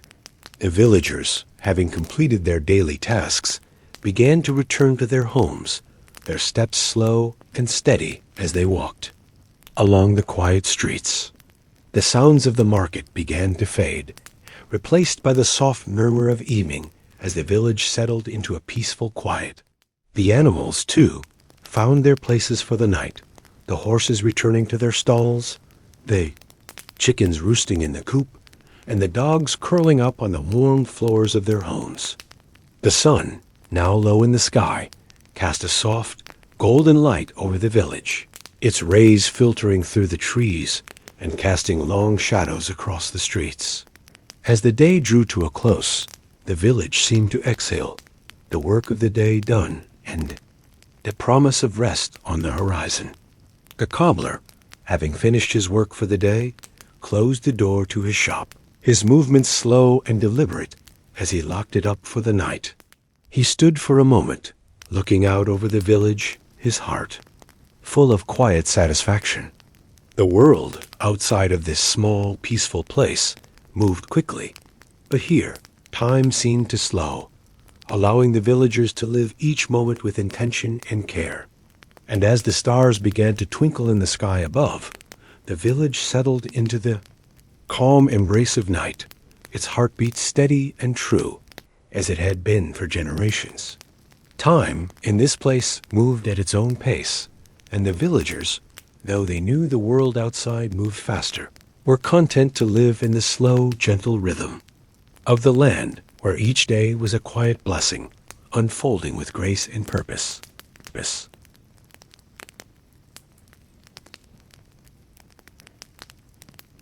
As the sun dipped below the horizon, casting long shadows across the village, a tranquil calm seemed to settle over the land, ushering in the peaceful embrace of evening. The fading light painted the sky in warm shades of pink, orange, and purple, as if the world itself were sighing in contentment, bidding the day farewell with a soft, lingering kiss. The streets, once busy with the bustle of the afternoon, now lay quiet, save for the occasional murmur of voices or the rustling of leaves in the cooling breeze. The air was thick with the scent of wood smoke, rising from chimneys and mingling with the faint aromas of simmering meals wafting through open windows. Inside the homes, the steady rhythm of family life unfolded, the clink of pots and pans, the soft rustle of cloth, and the murmur of quiet conversations, creating a familiar melody that resonated through the walls, filling each room with warmth and comfort. The villagers, having finished their day's labor, now sought the solace of home, the rhythm of their steps slowing as they entered their cottages, each one a sanctuary of peace and belonging. Outside, the day's last light played across the rooftops, casting a soft glow on the weathered stone and timber, as if the village itself was bathed in the golden afterglow of a day well lived. The animals, too, felt the change in the air, their movements slower now as the world settled into its nightly routine. The cows and goats returned to their stalls, their hooves clicking softly on the cobblestones, while the chickens found their roosts, their soft clucks fading into the night. The dogs, ever watchful, curled up in their favorite spots, their eyes closing slowly as they drifted into a peaceful slumber. The horses, having spent the day in the fields, turned toward the stables, their gentle neighs signaling the end of another day's work. The village, once filled with the sounds of activity, now hummed with a different rhythm, one that was quieter, slower, more deliberate. The quiet rhythm of life in the village was a testament to the simplicity and beauty of living in tune with nature. The steady rise and fall of the day's tasks, the slow passage of time, and the ever-present bond between the people, animals, and land created a sense of continuity and peace that was unmatched by the fast pace of the world beyond. Inside the cobbler's workshop, the light from a single candle flickered softly, casting gentle shadows on the walls as the cobbler worked by the light of the flame. His hands, though tired from the day's work, moved with steady precision, guiding the needle through the thick leather, stitching the seams with practiced ease. The rhythmic sound of the needle and thread was soothing, a steady pulse that echoed the heartbeat of the village itself. The cobbler's thoughts were calm, his mind at ease as he worked, knowing that the shoes he crafted would serve their owners well, carrying them through the seasons, their soles worn smooth by the passage of time. His work, like the village's, rhythm was unhurried, a slow dance that unfolded with each stitch, each cut, each motion of his hands. Outside, the moon had risen, its soft light bathing the village in a serene glow. The stars twinkled overhead, their distant light offering a quiet comfort, a reminder of the vastness of the world beyond and the small, beautiful corner of it that the villagers called home. The river, which wound its way through the village, was now a silver ribbon, reflecting the moon's light as it flowed steadily toward the horizon. The gentle murmur of the water, the rustling of the leaves in the trees, and the soft sounds of animals settling for the night created a symphony of peace that enveloped the village in its embrace. The village square, once bustling with activity, was now empty, save for the flickering light of lanterns hanging from posts, casting pools of golden light on the cobblestones. The benches, where villagers had gathered to share stories and laughter earlier in the day, were now empty, their quiet presence a reminder of the fleeting moments of connection that had passed. The faint echo of footsteps could be heard as few late wanderers made their way home, their steps slow and unhurried, as if savoring the calm of the evening.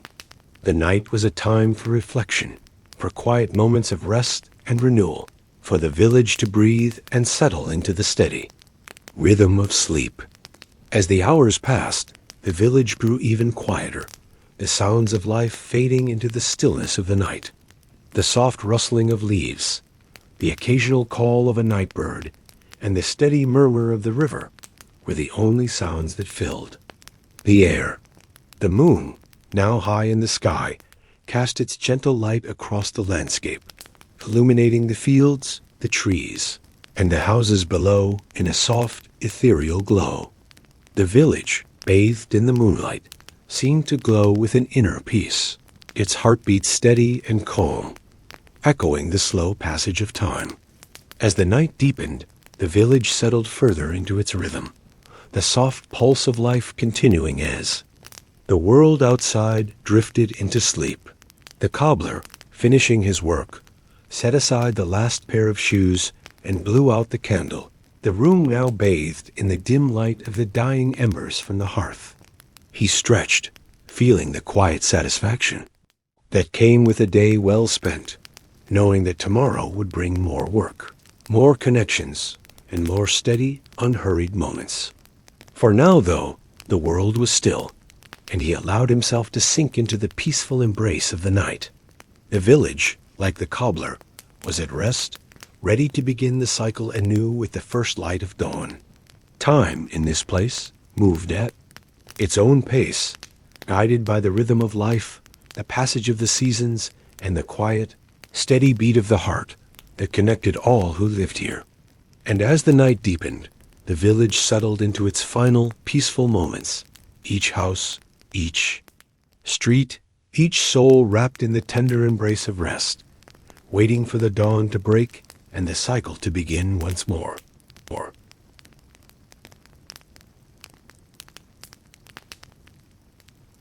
The day had passed without much notice in the small village, its steady rhythm carried forward by the ceaseless tasks of daily life. The fields beyond the village, having been tilled and tended to with care, stood ready for harvest, the crops swaying gently in the evening breeze. The air was cool, filled with the scent of earth and the faint trace of distant rain, a reminder that even in the quiet moments, nature was always preparing for something new. The villagers, having completed their day's work, slowly retreated into their homes, their faces tired but content. The sounds of the day, a chorus of voices, clattering carts, and the distant hum of labor began to fade as night settled in. The winding paths through the village grew quieter, with only the occasional sound of a dog barking or the soft rustling of leaves disturbed by the wind out as the sky darkened. The first stars began to twinkle faintly overhead, their light soft, but steady against the vast expanse of night. The moon, still hidden behind the clouds, promised a bright light when it finally emerged. Inside the homes, families gathered around hearths, the flickering firelight casting long shadows on the stone walls. The warmth from the flames was a comfort, a reminder that, despite the day's work, the night was a time for rest and quiet. The smell of simmering stew, fresh bread, and the faint aroma of burning wood filled the rooms, creating a sense of home and belonging. Children, having been tucked into bed, murmured quietly in their sleep, their small breaths soft, and even unaware of the quiet world around them. Got outside. The river that ran through the village remained a steady presence, its waters flowing peacefully under the darkening sky. The water reflected the faint light from the stars, creating a shimmering path that seemed to lead into the unknown. The gentle murmur of the river was the only sound that could be heard now, a soothing lullaby that filled the space between the village and the rest of the world. The breeze picked up slightly, rustling the leaves of the trees and carrying with it the promise of change. For in the quiet, there was an underlying tension, a subtle shift in the atmosphere that hinted at something unseen. The village, though calm and peaceful, was about to face a storm, one that would change everything. But for now, in this stillness, there was only the gentle rhythm of the night. As the night deepened, the village seemed to grow smaller, more enclosed in its own quietude, with each passing minute marking a slow, deliberate journey toward the unknown. The shadows under the trees lengthened, stretching across the cobblestone paths like dark fingers reaching out, claiming the space.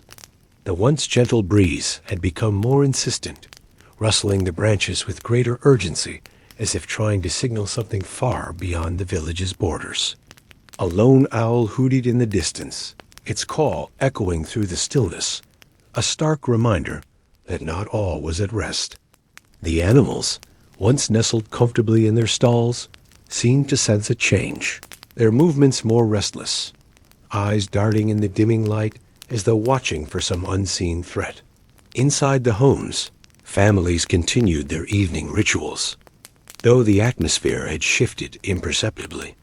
The conversation, once lively and filled with warmth, had grown quieter. Parents exchanged glances, perhaps unaware of the sudden tension in the air. But their children, restless in their sleep, shifted and murmured, as if sensing the same undercurrent of unease. Outside, the first raindrops began to fall, softly at first, tapping lightly against the leaves and rooftops. The quiet rhythm of the rainfall provided a soothing background to the otherwise still evening. Yet, in the midst of this tranquility, a sense of anticipation lingered. The storm had begun. Its approach, but it wasn't the rain that held the village's attention. It was something deeper, something less tangible. A cold gust of wind swept through the village, lifting the skirts of the trees and sending a shiver through the air. The once comforting sounds of the river, so steady and constant, began to take on an ominous tone. The water, which had always flowed with a calm serenity, now seemed to rush faster, its surface rippling with newfound urgency, as if it too had sensed the change. The night, which had been so peaceful just moments ago, now felt charged, electric with the impending arrival of something far greater than a mere storm. And yet, the village slept on, unaware of the impending danger. The houses, with their wooden beams and thatched roofs, stood firm, proud of their long histories and the generations that had come before. They had weathered storms in the past, but this one would be different. The old trees that lined the village's perimeter swayed more violently now, their roots gripping the earth with a fierce determination, as if bracing themselves for the coming onslaught. The moon, once hidden behind clouds, now emerged fully, casting an eerie glow over the landscape. The stars, no longer twinkling as brightly, seemed to fade into the distance, leaving the village alone in its uncertain state. The rain began to fall harder, beating down on the streets with a renewed force. The sound of the raindrops grew louder, filling the night with a rhythmic drumming. It was the kind of sound that could drive even the most peaceful of souls into a restless state, and the village was no exception. Even the dogs, once comfortably curled up in their homes, now began to bark, their howls cutting through the night air like warnings. Somewhere in the distance, a flash of lightning briefly illuminated the horizon, casting fleeting shadows across the valley. It was a reminder that the storm was no longer a distant threat, but a real, tangible force moving toward them. Inside the village, there was no panic. There was only the quiet, unworried continuation of life, people reading, children sleeping, the hearths gently glowing in the dark. Yet something lingered in the air, a heavy weight pressing down on the peaceful facade. It was a calm that felt, almost painfully, like the stillness before the inevitable. And as the first gusts of wind howled through the streets, rattling windows and bending trees, the village held its collective breath. This was not just a storm. It was a turning point. And as the rains began to pour relentlessly, the night deepened, ready to reveal its secrets, carrying with it the promise of change.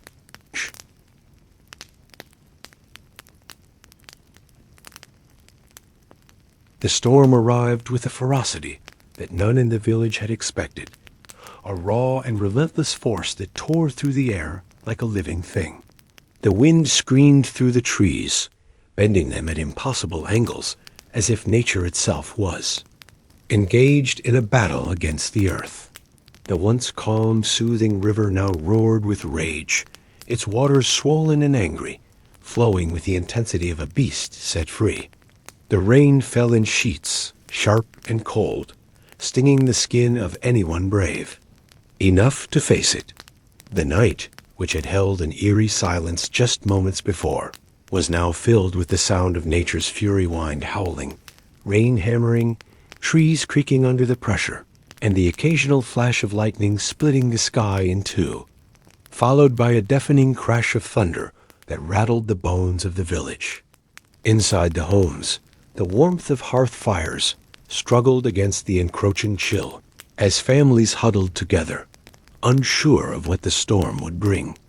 The flickering flames cast long, dancing shadows on the walls, their light fighting against the encroaching darkness that seemed to creep in with the rain. Outside, the village streets were nearly impassable, the cobblestones slick with rainwater, and the wind howling down the narrow lanes with such force that it felt as though the village itself was being swallowed by the storm. In the fields beyond the village, the crops, once thriving under the gentle caress of the sun, now bent under the weight of the wind and rain, their tender leaves torn from their stems by the violent gusts.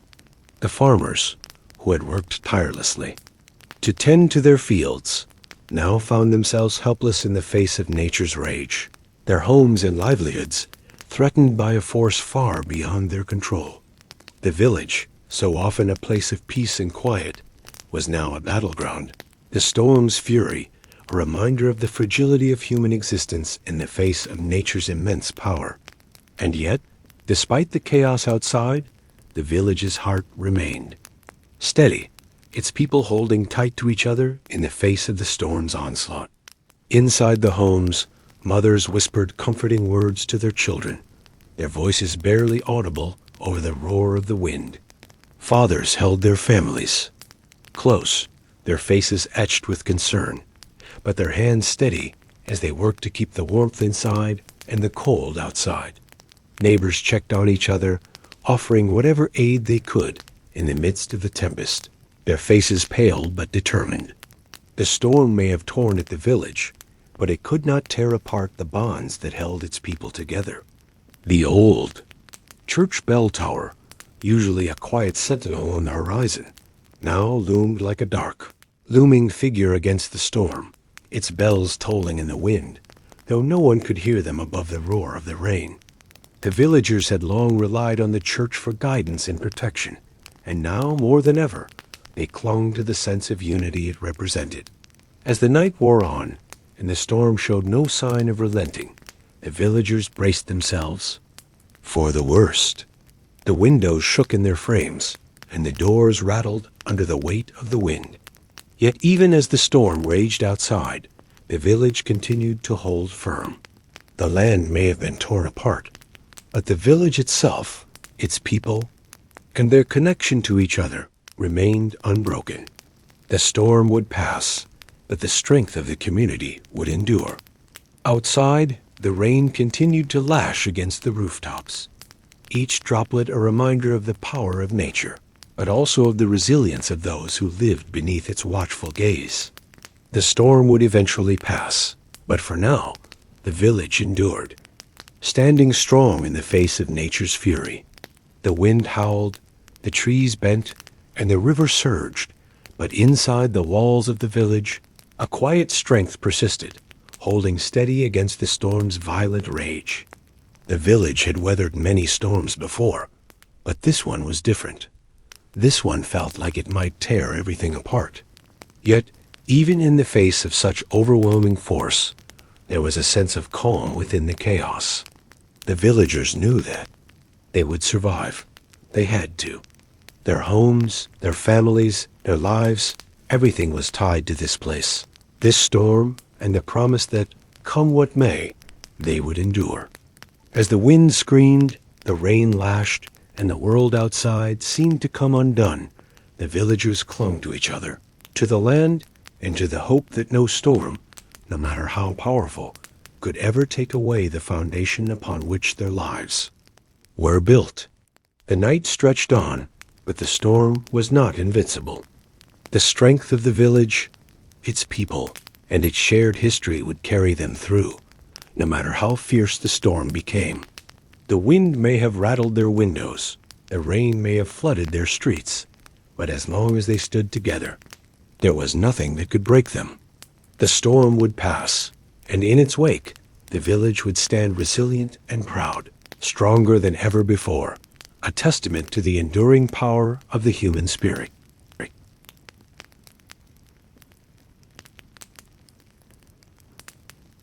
The storm had passed, and as the first light of dawn began to creep over the horizon, the village stood still, a fragile silence hanging in the air like a breath held too long.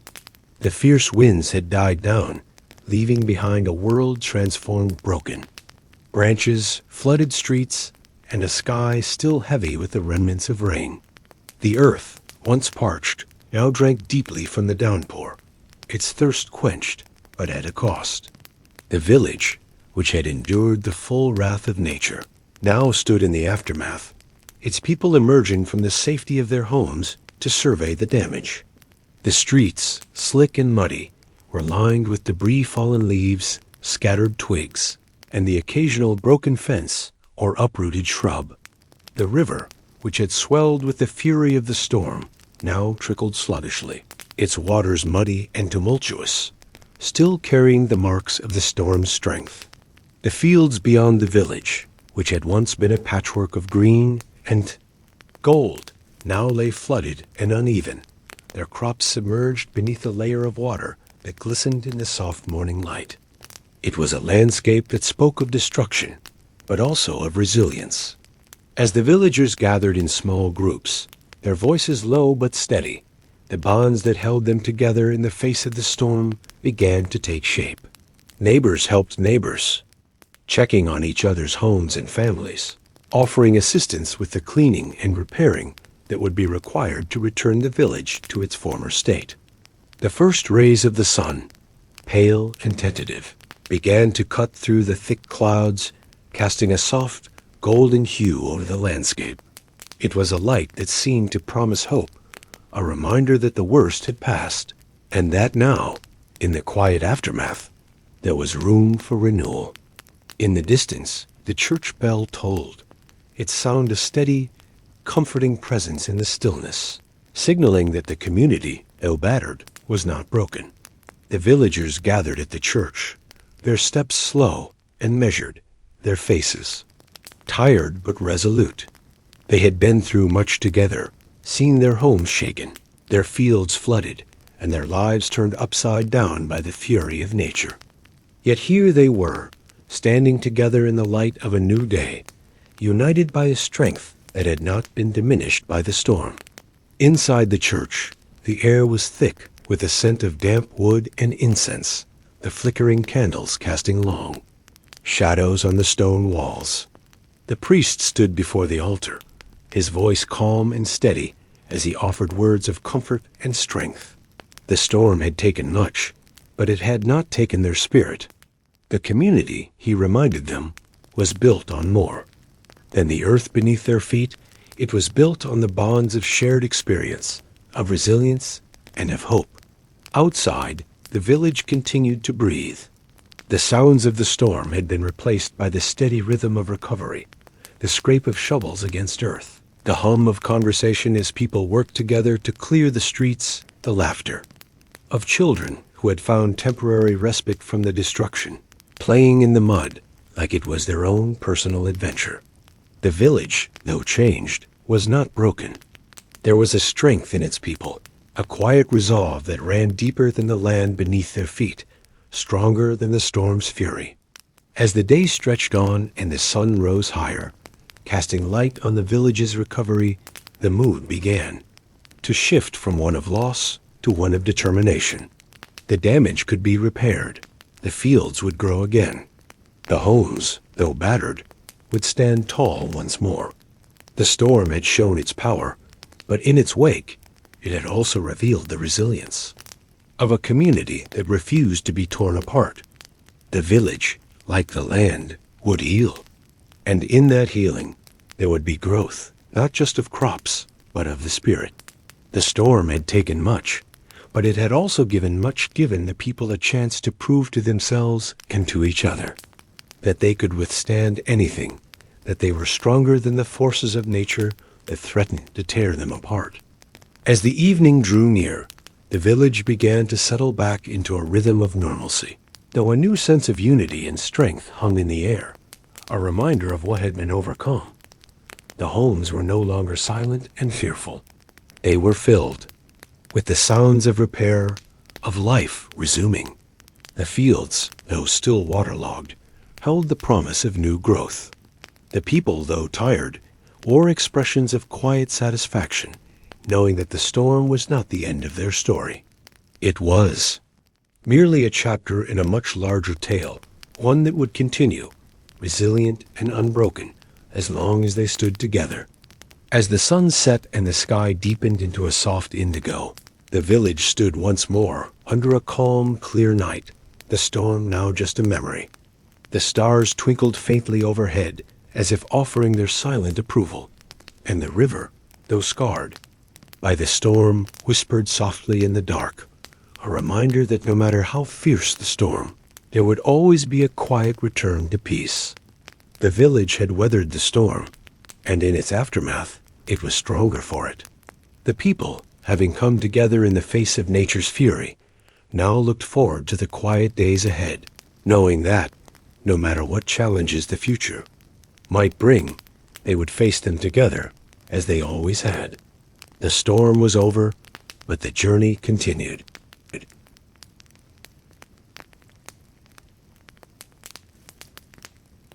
The morning after the storm, the village awoke to the quiet hum of recovery.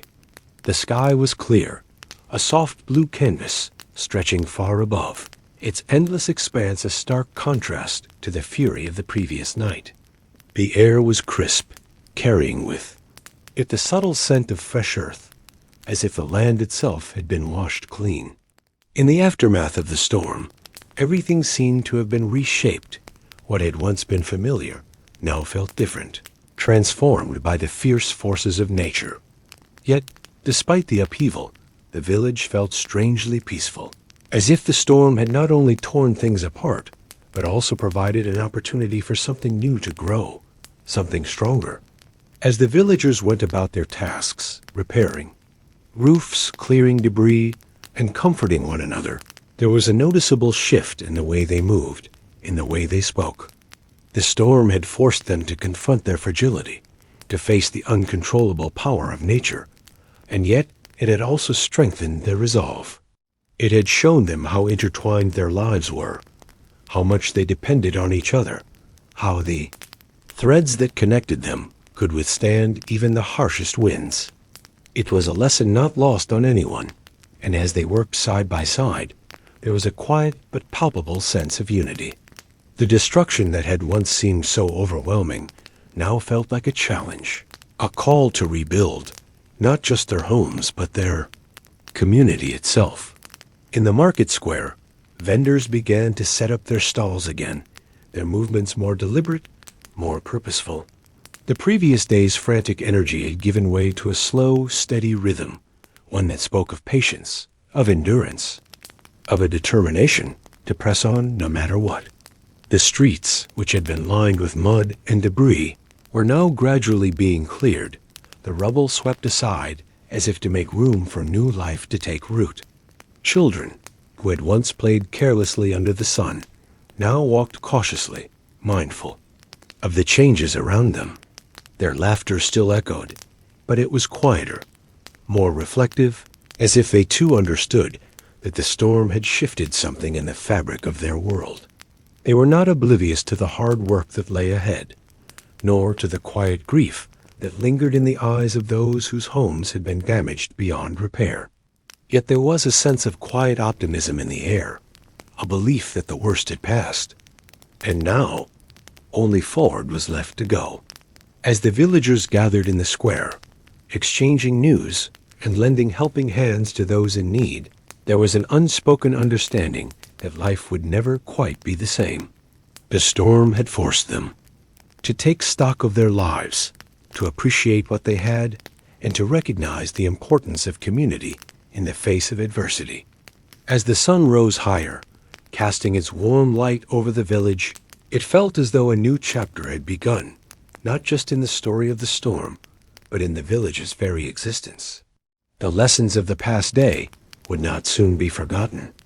They had come face to face with nature's might, and in doing so, had discovered the strength within themselves, within each other.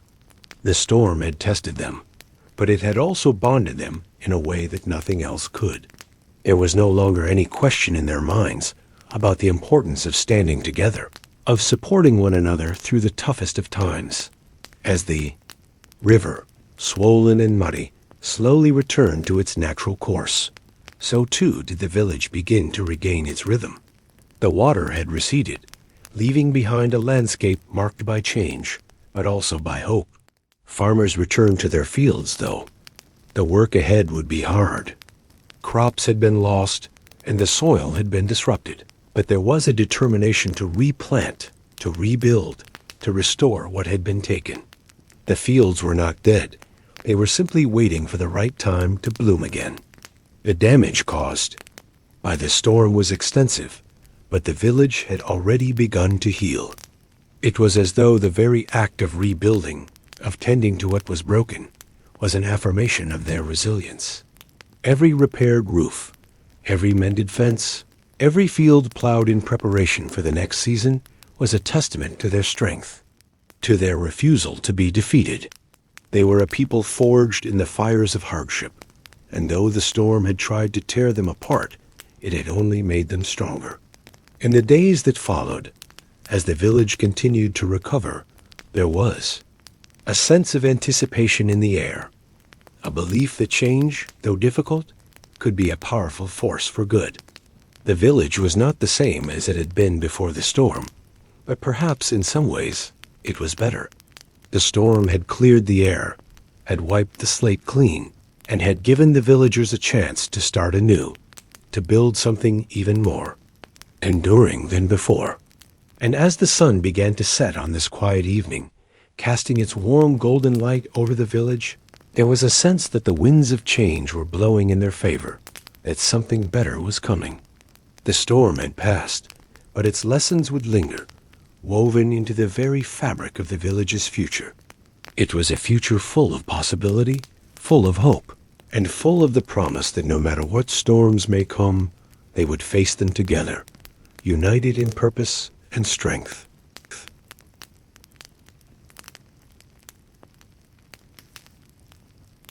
As the days grew longer and the village slowly returned to its rhythm, there was an undeniable sense of transformation in the air. The once crushed spirits of the villagers had now been rekindled, their resolve hardened by the trials they had faced together. The fields that had once been flooded with water were now drying, and where there had been despair, there was now hope, a quiet, persistent hope that spread through the streets and into every corner of the village. In the wake of the storm, the people had come to realize something essential. Their strength did not come from what they had, but from who they were when they stood together. The lessons of the past few weeks were etched deeply into the minds of the villagers, and as the world began to heal, they started to rebuild not only their homes, but also their relationships and their way of life. It was a slow process, a process that required patience and perseverance, but there was no doubt in anyone's mind that the village would emerge stronger, more connected, and more united than before. The winds of change had swept through their lives, and while they had disrupted everything, they had also brought about something profoundly new. The crops that had been lost in the storm were being replanted with new seeds of renewal, not just in the earth, but in the hearts of the villagers. The soil, though scarred, was not ruined. It had simply been transformed, much like the people who now worked it. There was a feeling in the air, a feeling that something greater was on the horizon.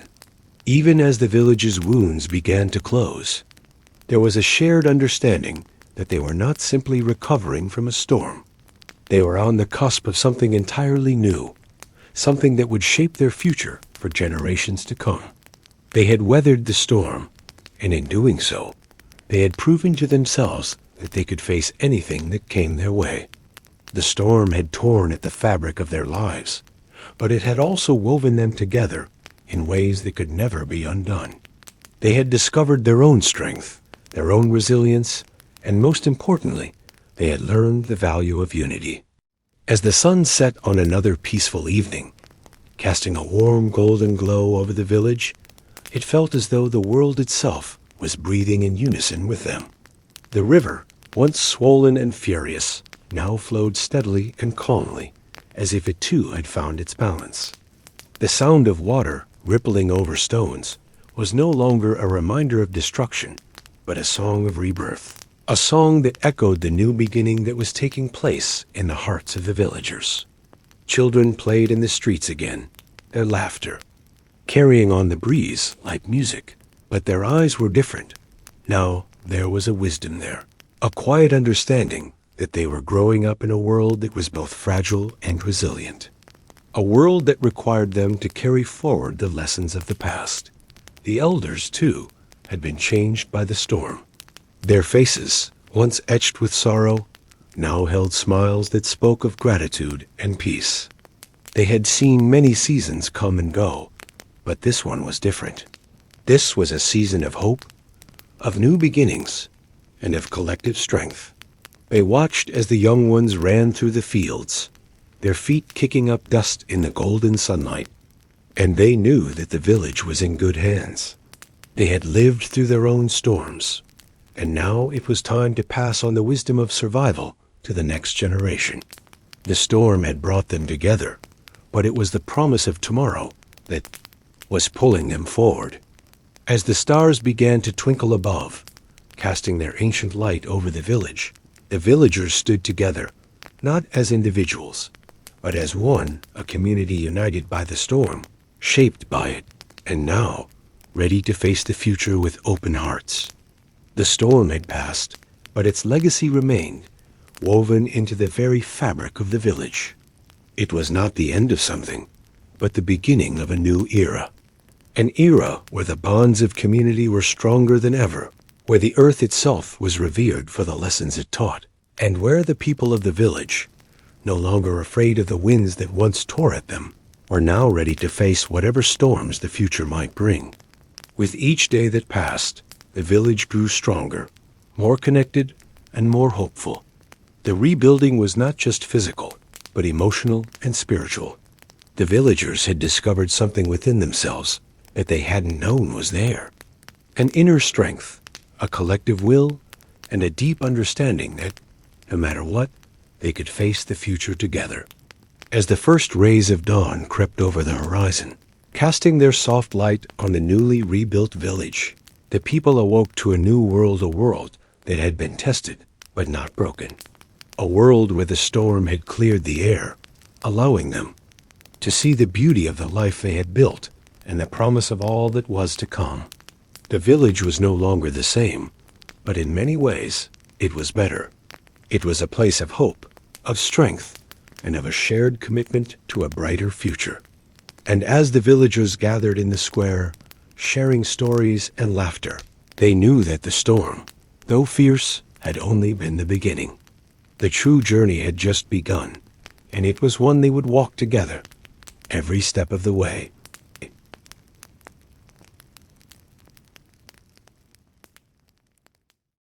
As the village continued to follow its timeless rhythm, each season unfolded its unique beauty, offering life's lessons wrapped in the simplicity of nature. Spring arrived with a soft burst of color, as flowers bloomed in every corner, there, hues spreading across the green fields like a painter's canvas. The scent of fresh earth mingled with the sweet perfume of blossoms, marking the beginning of a season of growth and new beginnings. The villagers, knowing the land cycles, accepted each season with gratitude, always preparing for the next, with hope and patience. They understood that the earth's rhythm was not hurried, and neither should they be. Summer followed, with the warmth of the sun stretching long into the days. The village became a place of life and laughter, where the hum of bees filled the air, and children's voices echoed across the open fields. Villagers worked in the sun-drenched fields, the fruits of their labor filling baskets and homes alike. Despite the busyness, there was peace in the work. Every task, no matter how small, had purpose. Evenings were spent beneath the expansive sky, watching the sun dip into the horizon, leaving behind a soft glow that reminded the villagers of the blessings of each passing day. Summer, too, taught them that no task, no matter how laborious, was without reward. Autumn brought the harvest, a time to gather the crops they had worked so hard to grow. The trees shed their leaves in a graceful dance, signaling that change was a natural part of life. The villagers worked together, harvesting the fruits of their labor, storing them carefully for the months ahead. There was no rush in the work, only a calm and steady pace. The villagers knew that in the same way, the crops grew slowly from seed to fruit, so too did their strength and resilience build over time. Autumn reminded them that hard work, patience, and the willingness to adapt were keys to enduring well through all of life's seasons. Then came winter, with its quiet arrival marked by the first frost. The once bustling village became still, wrapped in the peace that only winter could bring. The days grew shorter, and the nights longer, but inside their homes, the villagers found comfort in the warmth of the hearth and the presence of family. The slow pace of winter allowed for reflection and rest, a necessary pause before the return of spring. In the quiet, they found peace, knowing that rest was as vital to life as labor. Winter taught them that rest, like work, was part of the cycle of life. Both were necessary to restore balance. Throughout all the seasons, the villagers lived with a steady and unhurried rhythm, understanding that life's greatest lessons often come not from grand events, but from the simple, consistent acts of living, working, resting, growing, and gathering. Each season, with its changes and challenges, provided opportunities for growth. The villagers were united in this knowledge that life's beauty was in its quiet moments, its steady pace, and its never-ending cycles. They understood that life was not a race, but a journey to be embraced fully at every step.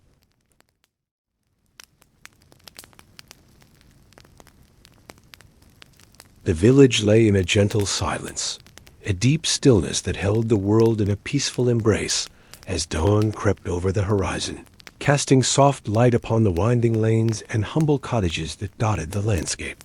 The morning fog clung too, the earth like a secret, soft and quiet, weaving through the trees and fields as if the land itself was waking slowly, taking its time to rise and greet the new day.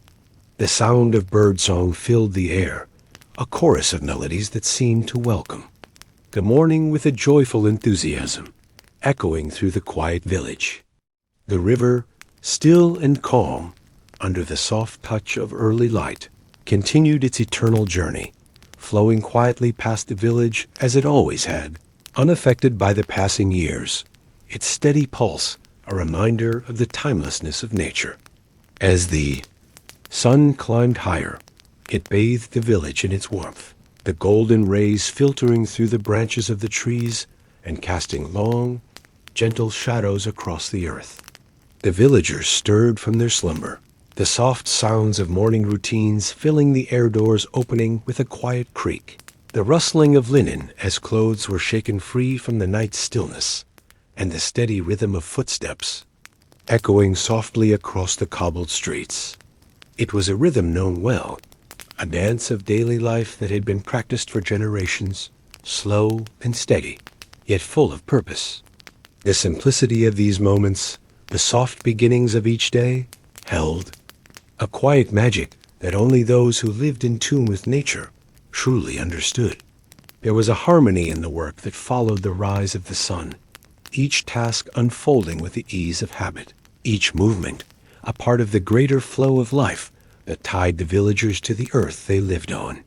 The scent of freshly baked bread wafted through the air from the village bakery, mixing with the earthy fragrance of damp soil as the farmers worked the land, their hands steady and practiced as they planted seeds, tilled the soil, and gathered the fruits of their labor. The blacksmith, his hammer steady and sure, continued his work, the rhythmic clang of metal on metal ringing out across the village like a heartbeat. Each strike of his hammer was a reminder of the connection between man and nature, the work of shaping the earth's resources into tools and items that would be used by the villagers in their daily lives. As the afternoon wore on, the sky shifted, its bright blue fading into the soft pinks and oranges of dusk. The village, once alive with the hum of activity, began to slow. The merchants closed their stalls, the children returned to their homes, and the villagers gathered in the common areas, sharing stories of the day and preparing for the evening meal. The fire was lit in the hearth, its warm glow filling the room with a soft, golden light, and the scent of cooked food wafted through the air, signaling the end of another day. As the evening settled in, the village became quiet once more, the soft sounds of conversation and laughter fading into the peaceful silence of night. The moon rose slowly, its pale light casting long shadows across the earth, and the village, now bathed in silver, seemed to hold its breath, waiting for the night to fully settle in. The quiet bond between the villagers and nature, the gentle rhythm of their lives continued, unbroken and steady, as it always had. And in that silence, in that peace, there was a knowing, a recognition that everything in this world, from the tiniest seed to the tallest tree, had its place and purpose. The village, its people, and the land were bound together in a harmony that transcended time, a rhythm that would continue for generations to come. Nature, with its quiet wisdom, would always guide them, and in return, the villagers would continue to honor it with their steady work, their care for the land, and their gratitude for the simple, profound beauty of each new day.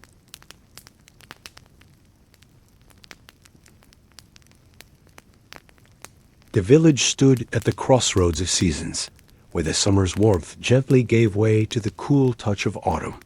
The once bright green of the fields was now tinged with gold, orange, and deep crimson, as the first whispers of change fluttered through the air, carried by the cool winds of early fall. The trees, their branches laden with the weight of ripening fruit, began shedding their leaves, which spiraled in delicate swirls to the ground, carpeting the earth with the colors of transition.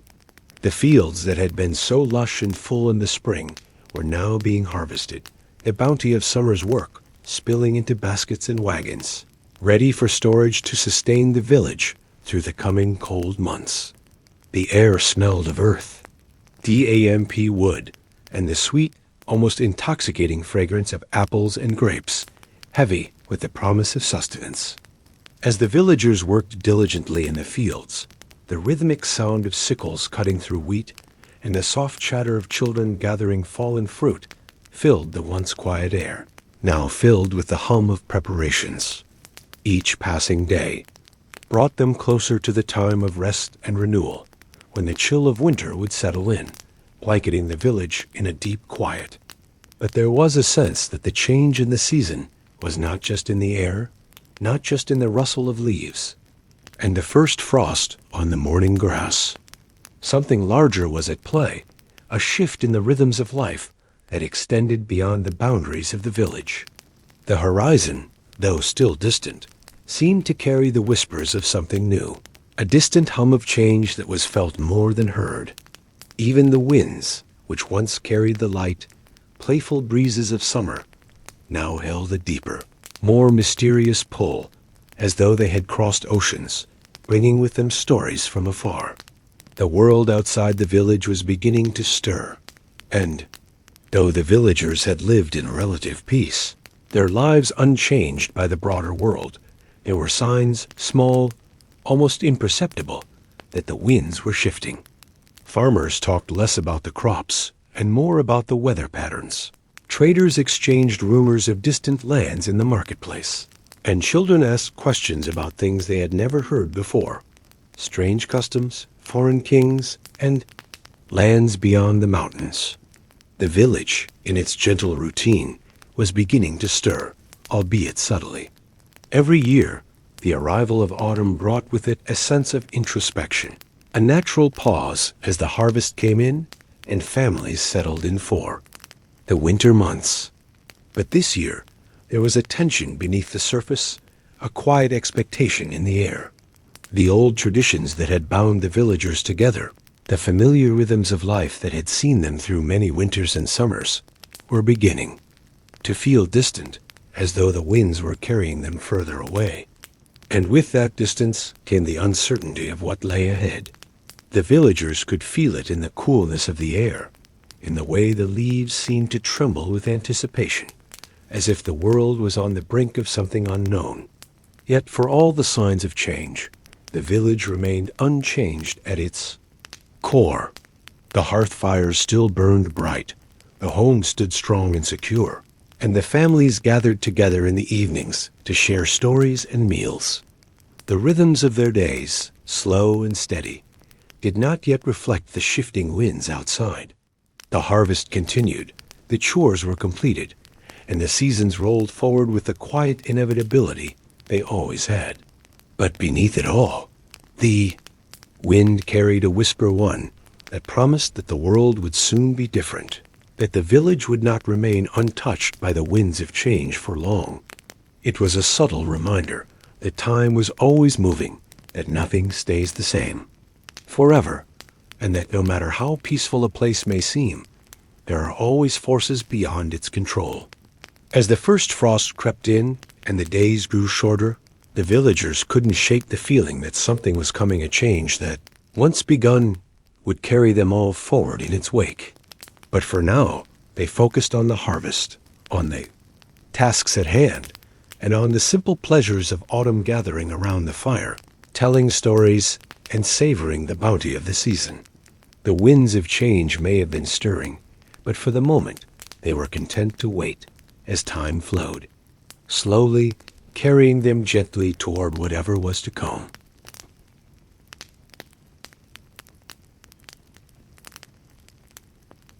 As the first signs of winter began to creep into the village, the air turned sharp and the days grew shorter. The villagers found themselves caught between the comforts of familiar routines and the subtle stirrings of an uncertain future.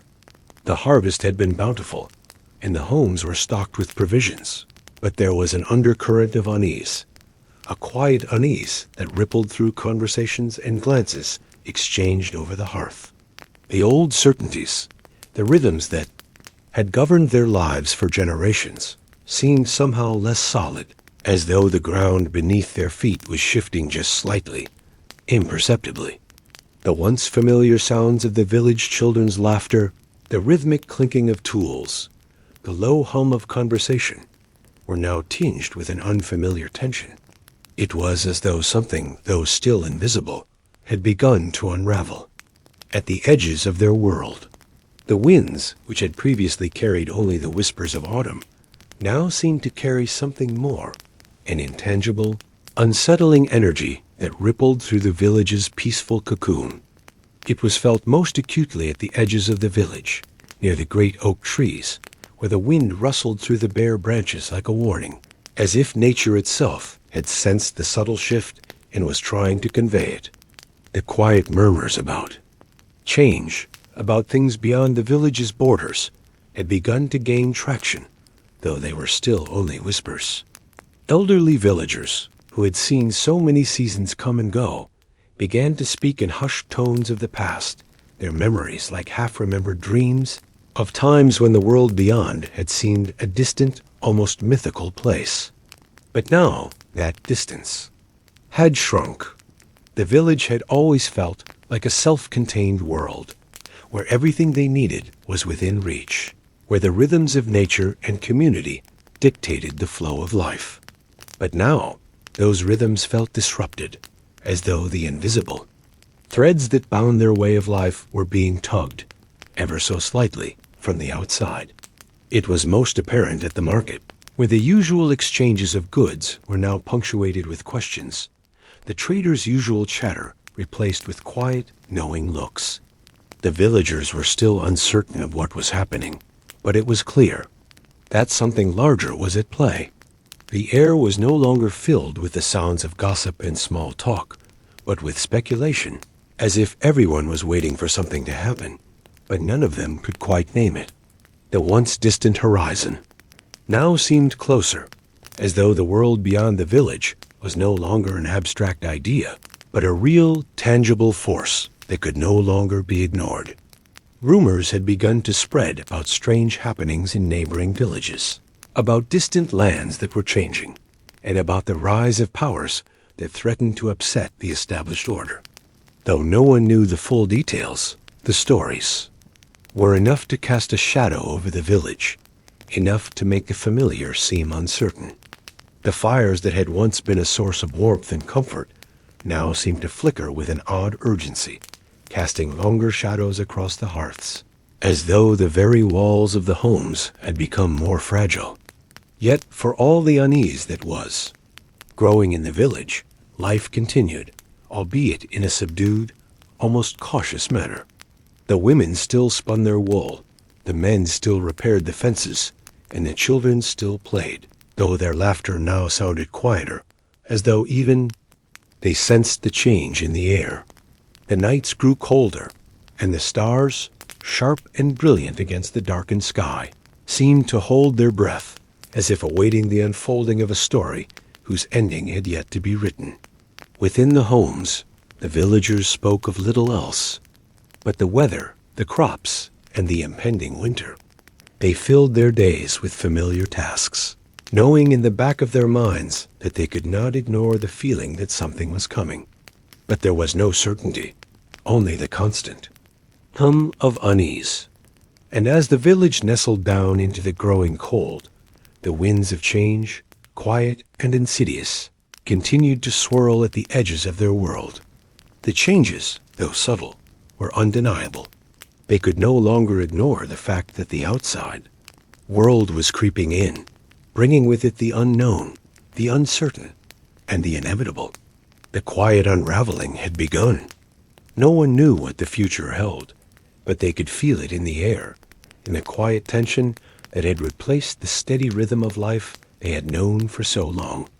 The seasons would turn, as they always did, but the winds of change had already begun their work. The world was no longer the place they had once known, and the village though still standing strong, could not escape the pull of the larger forces at play. Whether they were ready or not, a time for change was coming, and there would be no stopping it.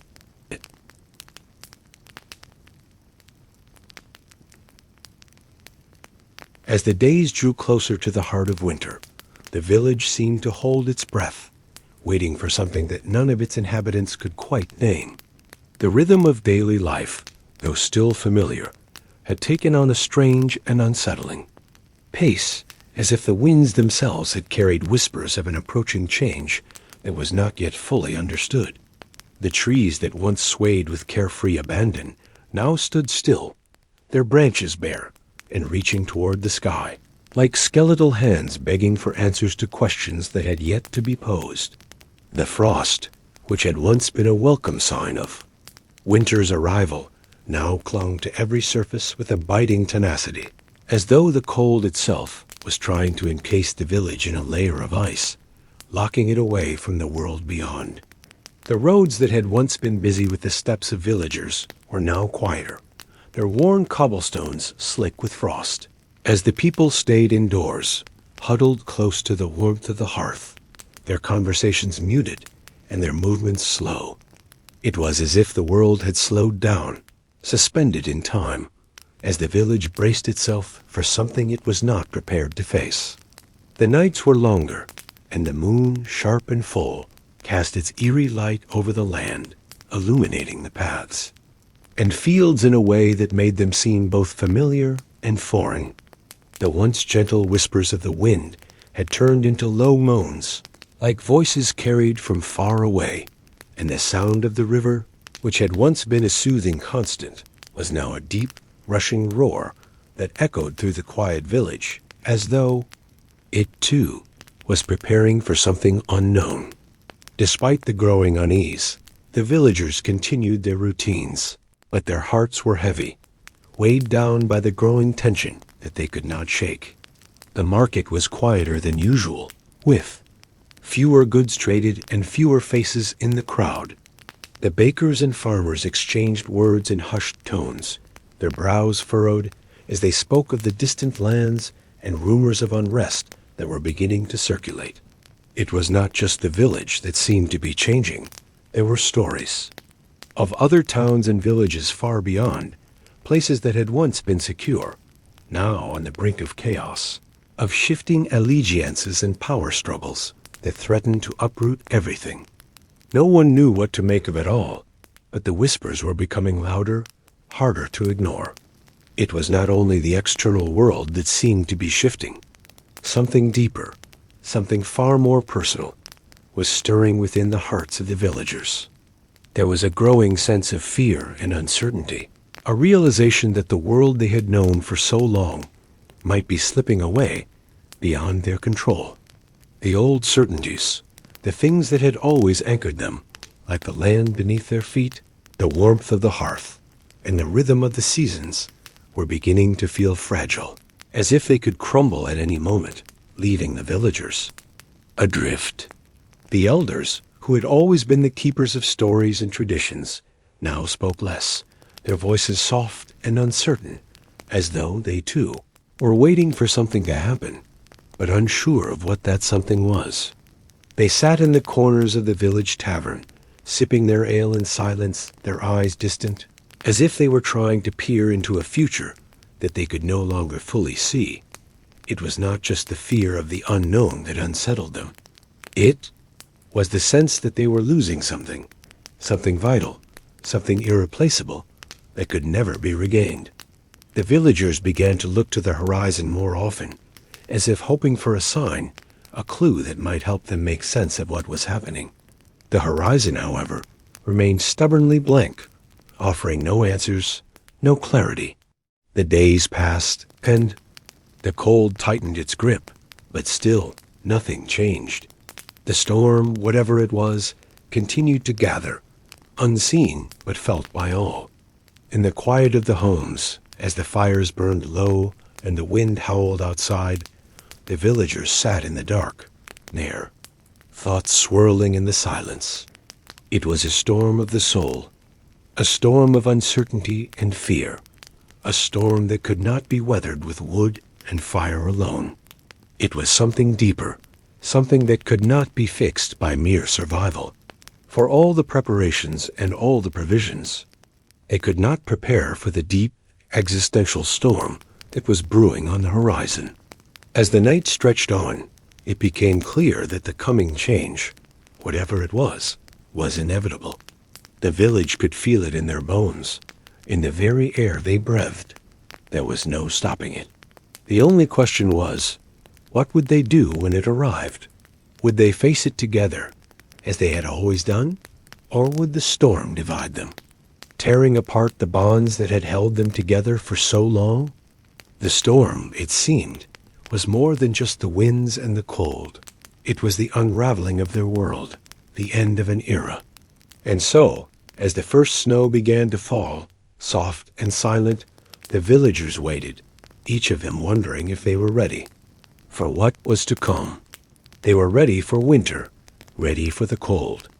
But this storm, this was something else, and they did not know if they were ready for that.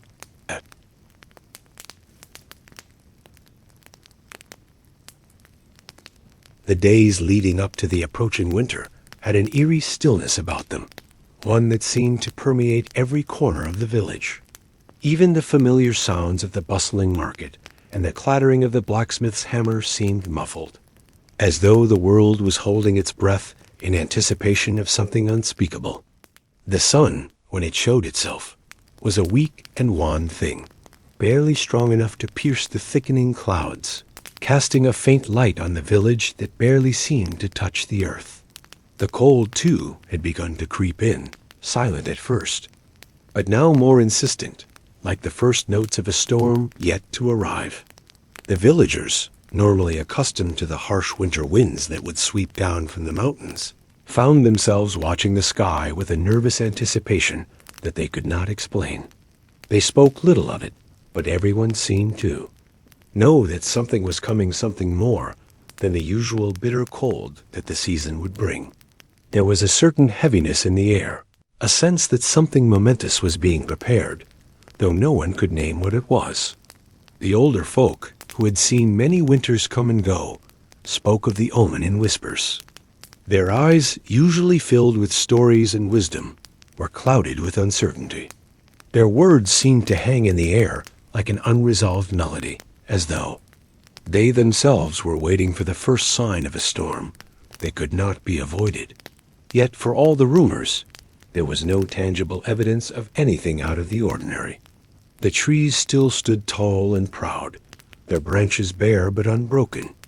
The snow had not yet arrived in force, though a thin dusting could be seen in the morning, shimmering faintly in the early light. The fires burned low in the hearths of each home, and the scent of cooking stew filled the village air, a comforting reminder that life, at least, continued. But despite the warmth, despite the efforts to carry on with daily tasks, there was something that could not be ignored. The village was on edge, as if every shadow held the promise of something unseen, and every gust of wind seemed to carry with it a warning. No one could explain why, but it was clear that the days of peaceful routine were slipping away. The younger folk, still largely unconcerned by the murmurs of the elders, went about their chores, chopping wood, gathering provisions, and preparing their homes for the season's chill. They didn't yet understand the weight of what was unfolding. For them, life was still simple, still predictable. They knew the work they had to do, the paths they needed to walk. The village's children, too, seemed unaware of the growing tension, their laughter ringing out across the streets, their games unfazed by the uneasy air. But for the adults, there was a quiet dread settling over everything. The blacksmith worked at his forge, as he always did, hammering iron into shapes that would serve the villagers through the cold months. His rhythmic strikes, though steady, lacked the energy they once had, as if even the act of forging steel had become a task fraught with an unspoken tension. The miller, standing by his wheel, seemed to slow his movements, pausing often to glance at the sky, his mind perhaps elsewhere. Lost in thought, Even the dogs, usually so quick to run and bark at anything that moved, were quieter now, their ears perked, their steps slower, as though they too felt the change in the air. In the heart of the village, the tavern stood empty, its hearth unlit, save for the occasional flicker of a low flame struggling to stay alive. The innkeeper, a stout man with a belly that sagged like a sack of grain, had never seen his place so still. The patrons who normally filled the benches with raucous laughter and clinking mugs of ale were nowhere to be found. Some had returned to their homes early, while others had taken their drink elsewhere, where the air seemed a little less heavy. The village square, usually a hub of activity, now stood eerily quiet. The flags that once fluttered proudly in the wind now hung limp, their colors dulled in the fading light of the short days.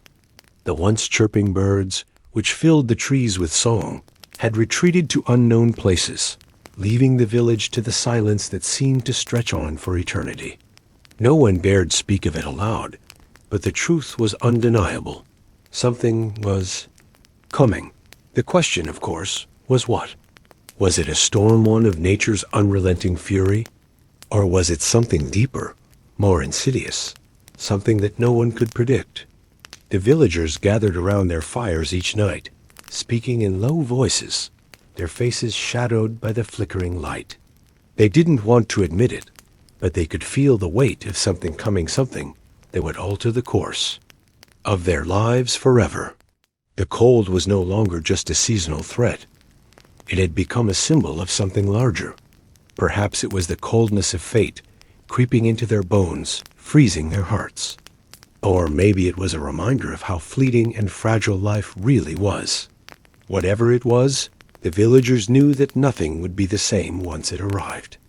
As they huddled in their homes, their thoughts turned inward, filled with uncertainty. They couldn't help but wonder how they would face the coming storm. Would they stand strong together, or would the storm tear them apart? Would they survive what was coming, or would they be swept away like the leaves in the wind? The quiet before the storm had a way of making people question everything, of making them wonder if they had been prepared for the challenges that life would inevitably bring.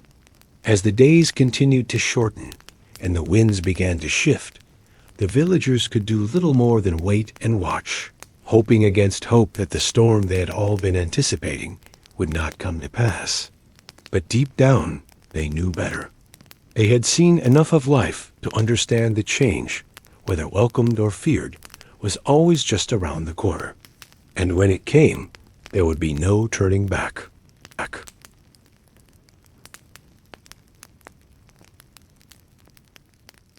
The sky above the village darkened as the days passed, clouds gathering like an ominous curtain preparing to fall. It wasn't the usual autumn storm that the villagers were used to, with sudden gusts and the smell of rain in the air, but something heavier, something more oppressive. The atmosphere was thick with anticipation, as though nature itself had drawn a deep breath and was holding it, unwilling to exhale until the storm had fully materialized. The villagers had never experienced anything like it. The air was too still, too quiet, and in that silence, a tension settled in their hearts, creeping into their daily routines. Those who had lived in the village for decades couldn't shake the feeling that this storm was different. It wasn't just the weather that had shifted. It was the sense of foreboding that hung over everything. The fields, normally golden and lush with crops, had taken on a dull, lifeless appearance, as if the earth itself knew what was coming and was retreating from it. The trees, too, had begun to lose their vibrancy, their leaves brown and brittle, falling prematurely to the ground in scattered patches. It was as though nature had given up on the season's final act and was bracing itself for something worse.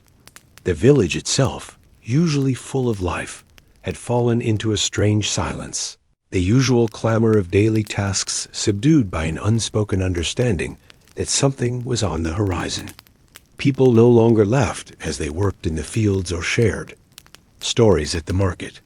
Instead, they hurried through their tasks, their heads low, their eyes darting nervously to the ever-darkening sky. Even the children, who once played freely in the streets, now kept to their homes, their youthful exuberance replaced by a strange stillness that had settled over them like a fog. The animals, too, seemed aware of the change. The horses, usually eager for the day's work, now stood in their stalls, restlessly shifting their weight, their ears flicking nervously as they gazed toward the distant hills. The dogs, who normally ran about the village with carefree energy, stayed close to their masters, their senses on edge. The birds that once filled the trees with their song now sat in silence, as if waiting for a signal that had yet to arrive. Even the river, which had always been a steady presence, seemed to have slowed its pace, its waters now sluggish, as though reluctant to move forward. The village square, usually a place of trade and laughter, had grown eerily quiet. The market, stalls that once bustled with activity, now stood empty, the tables laden with goods untouched. The shopkeepers, who had always greeted their customers with smiles, now stood behind their counters with furrowed brows, their faces drawn with worry. The blacksmith's hammer, usually a rhythmic sound in the village, had slowed to a sporadic tap, as though even the forge itself was feeling the weight of the impending storm. Inside the homes, families sat by their hearths, wrapped in blankets, but there was no warmth in the firelight. The conversation was sparse, words exchanged only when necessary, and even then they were spoken in hushed tones, as though speaking too loudly might invite the storm to arrive sooner. The elders, who had seen countless seasons come and go, gathered in small groups, their voices low as they shared their fears and thoughts. They spoke of omens they had seen over the years, of the strange way the winds had shifted, and of the way the birds no longer flew in the same patterns. But despite their experience, none of them could explain the sense of dread that had settled in their hearts. It was not just the weather that unnerved them, but the way the village itself seemed to hold its breath, waiting for the inevitable. As the days grew shorter, the dark clouds overhead became more imposing, blocking out the sun entirely. The wind, which had been still for so long, began to stir, but it was not the gentle breeze that signaled a coming storm. It was a harsh, biting wind that seemed to carry a sense of menace with it, howling through the trees and rattling the windows of the homes. The villagers, who had grown accustomed to the rhythm of the seasons, now found themselves trapped in a state of uncertainty, unable to go about their work as they normally would. The crops in the fields, which had once promised a bountiful harvest, now seemed to wither under the weight of the impending storm, their once vibrant colors fading as though they, too, knew that something was wrong. The soil, which had been rich and fertile, was now dry and cracked, as though it had absorbed all the fear that had settled into the land. The mountain pass, usually a safe route for travelers, had become treacherous, with rocks and debris beginning to fall from the cliffs as the earth trembled in anticipation. The village, which had once been a place of peace and prosperity, now felt like a ship adrift in a stormy sea, helpless in the face of forces it could not understand.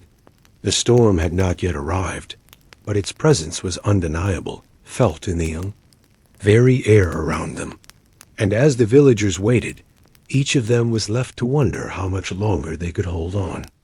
Would they be ready when the storm finally arrived, or would it sweep them away, leaving only the ruins of their former lives behind?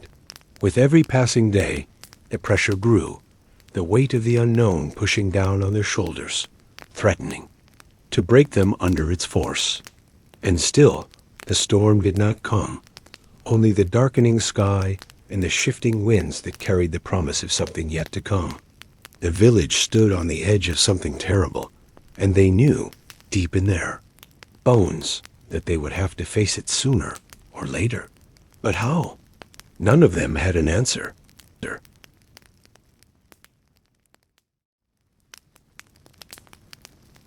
The moment the storm arrived, it came without warning. as if the world had been holding its breath for far too long and finally exhaled all at once. The wind howled, the trees bent under the fierce gusts, and the sky, which had been dark for days, now seemed to crack open as thunder boomed across the village. It was not a gentle storm, nor a swift one. This was a force of nature, wild and unrelenting, determined to claim the land beneath it. The villagers had never seen anything like it before. The rain came in sheets, driving down in torrents so thick that it seemed as though the world had been swallowed by a flood of darkness.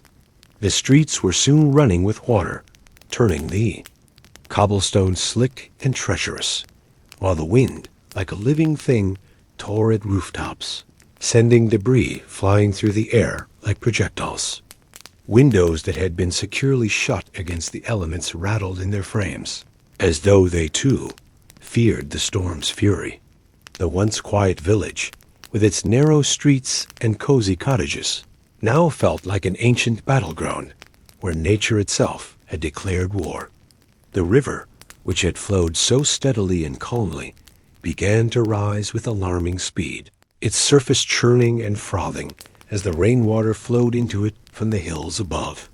The ground, already saturated from days of relentless storms, could no longer absorb the rain, and in the blink of an eye, the fields that had once been full of crops were swallowed by the rising water. The crops, which had been so full of promise just days ago, were now nothing but mud-soaked remnants, there, once lush green leaves lying flat against the earth, suffocated by the relentless tide.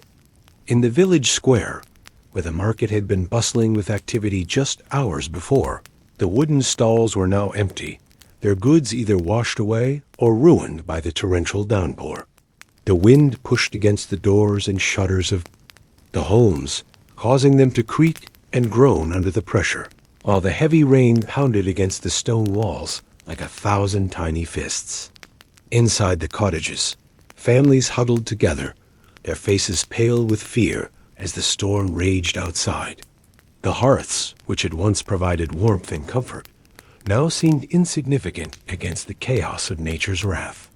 The familiar sounds of the village laughter, conversation, the clatter of busy hands had been drowned out by the noise of the storm. The once peaceful world, where life had moved at its own quiet pace, now seemed to be fighting for survival against an unseen enemy. And yet, despite the terror that the storm brought with it, there was a strange sense of inevitability in the air. The villagers had been waiting for this moment, even if they hadn't realized it. The storm was not a sudden event, but the culmination of days of rising tension, a release of energy that had been building in the air, in the land, and in the hearts of those who lived in the village. It was as though nature itself had been preparing for this moment for months, even years, and now the time had come to unleash its full fury. The animals, too, seemed to understand this. The horses, who had once been so eager to roam the fields, now stood in their stalls, restless and nervous, their eyes wide with panic as the storm raged around them. The dogs, who usually ran through the village with carefree abandon, now huddled, close to their masters, their tails between their legs, as they too sensed the danger. Even the cats, so independent and aloof, had sought shelter inside the homes, curled up in tight balls of fur, their ears flicking nervously at every clap of thunder. The storm, which had been so wild and violent when it first arrived, began to slow as the night wore on. The rain, which had come down in sheets, now fell in a steady drizzle, its rhythm softer, more predictable. The wind, which had howled like a wolf on the prowl, now whispered through the trees, its ferocity diminished, but still present, like a creature unwilling to fully surrender. The villagers, though exhausted and shaken, began to stir from there, places of refuge, their eyes wary as they peered out from behind closed doors and shutters. The storm had passed, but its aftermath remained. The streets were flooded, the fields destroyed, and the river had risen higher than anyone had ever seen it. The village, which had once been so full of life and hope, now seemed like a battlefield, its once beautiful surroundings twisted and scarred by the storm's rage. The morning after the storm, the sky was still dark, but the wind had subsided, and the rain had stopped. The sun struggled to break through the clouds, casting an eerie light over the village as the first signs of recovery began to show. The villagers, though weary and battered, stepped out into the streets, their faces a mixture of fear and determination. They knew that the storm had taken much from them, but they also knew that they would rebuild. The floodwaters that had ravaged their fields and homes would recede, and with time they would return to the steady rhythms of life that had once defined their days. But for now, all they could do was stand together, united by the storm, and face the long road ahead. The storm, though terrifying in its power, had also shown the villagers something they had long forgotten: the strength of their community. They had survived the worst of it, and though their world had been changed forever, they were still standing, still breathing, still united. And that, in the end, was enough.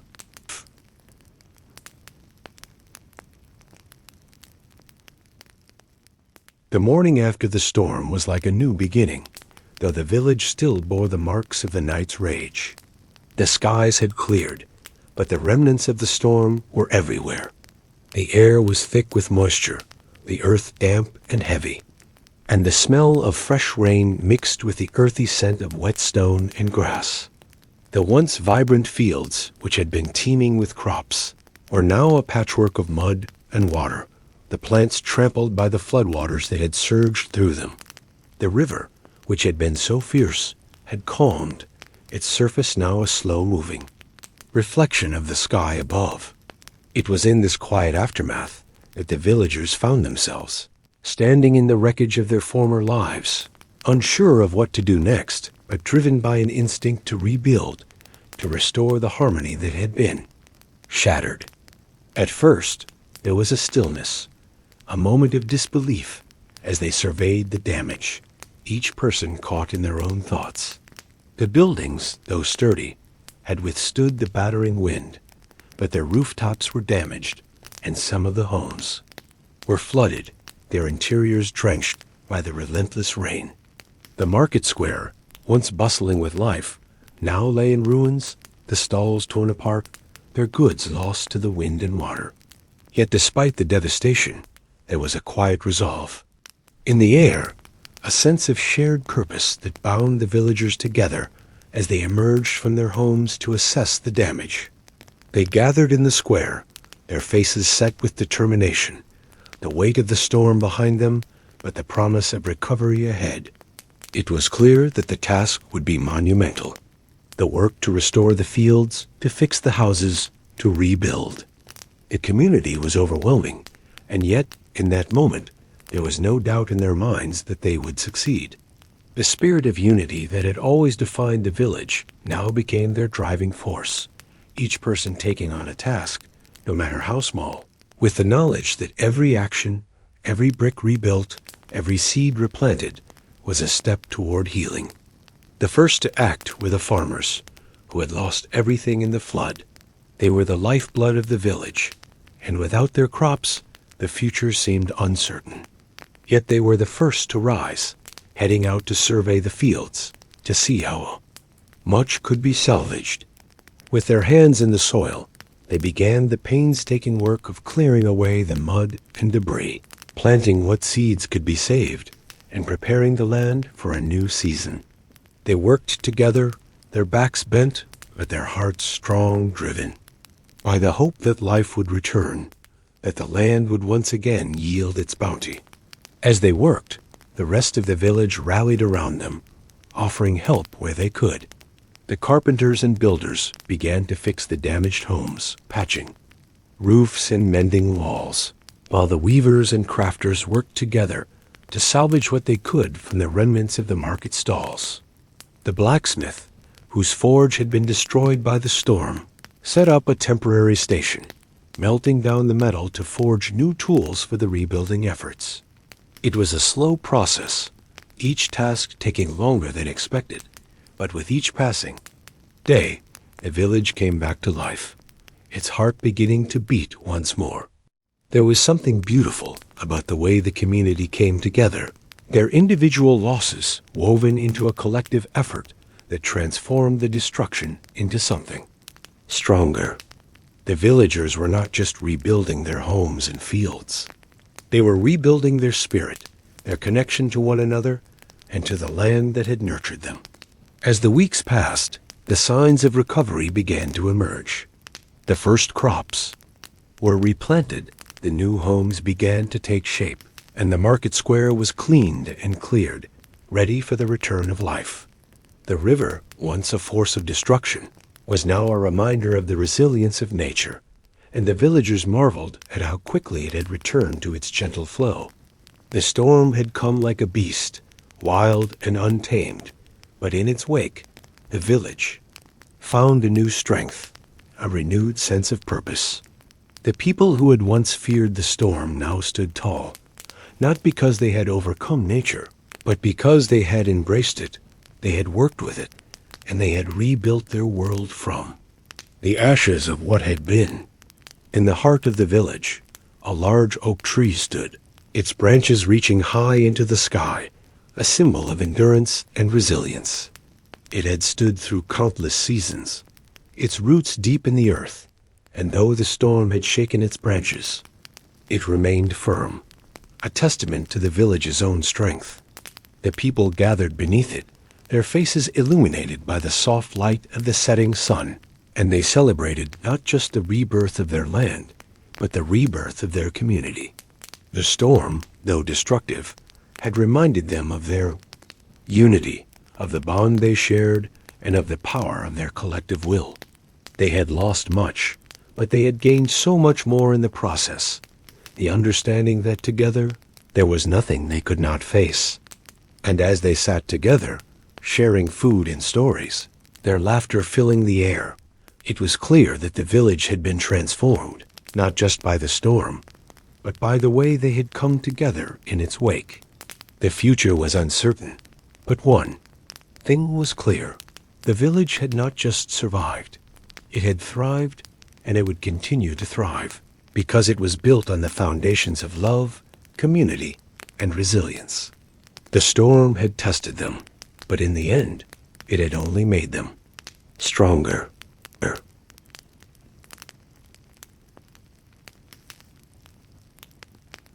The sun rose slowly over the village, casting a golden light across the landscape, as if the earth itself was breathing a sigh of relief after the turmoil of the past months. The storm, which had once torn through the village like a beast, was now just a memory, and in its place stood a community that had been irrevocably transformed. The fields, once flooded and barren, were now lush with new crops. Each row of green shoots a testament to the resilience of the land and its people.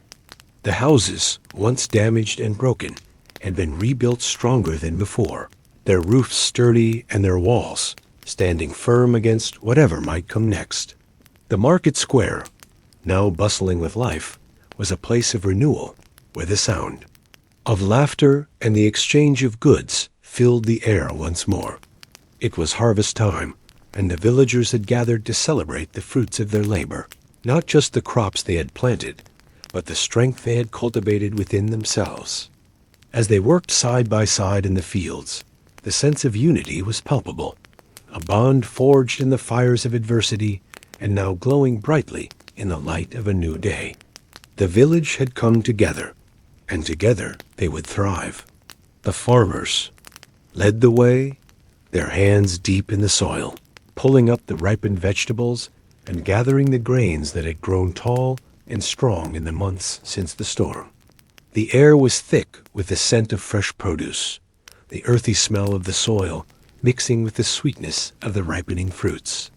Children ran through the fields, laughing as they helped carry baskets of harvest, their faces glowing with excitement and pride in the work they had done. It was more than just a harvest. It was a celebration of life, a recognition of how far they had come from the depths of their despair.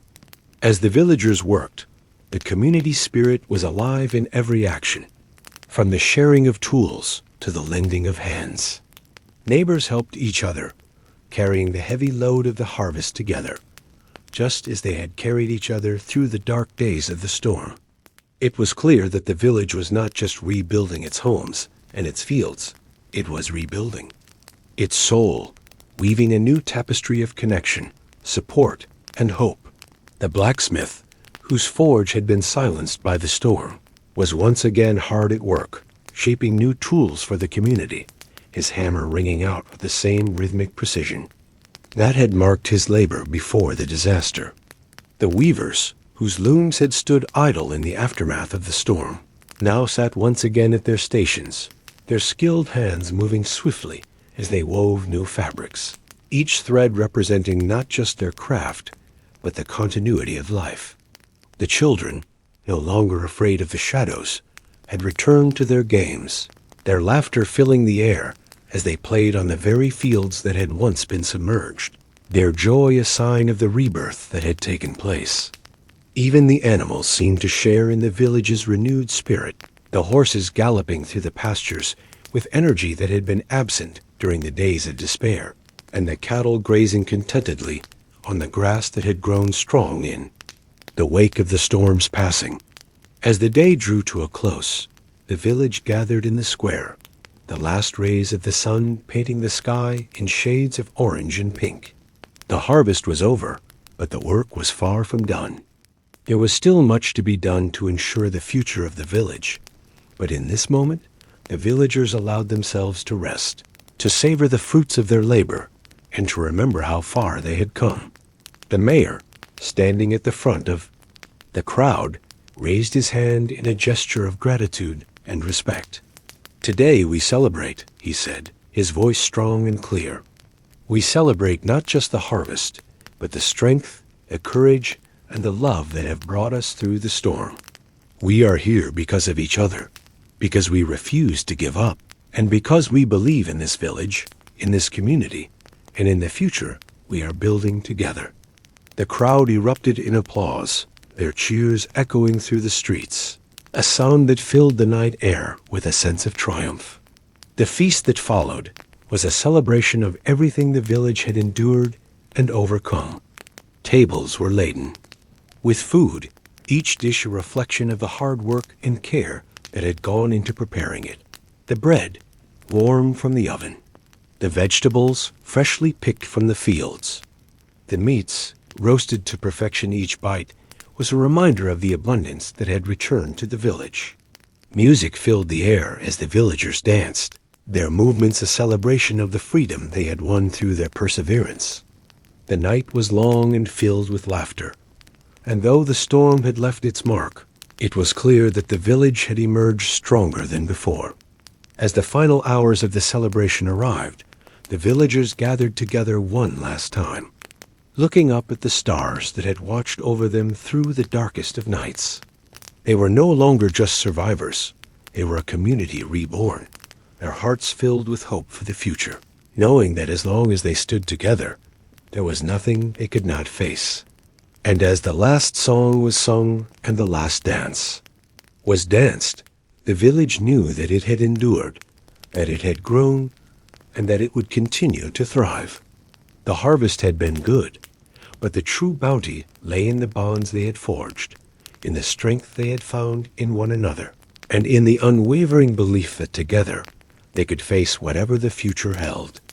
As the night gave way to dawn, the village stood, bathed in the light of a new day, ready to begin again, ready to face the future with courage, with love, and with the unbreakable strength of a community united.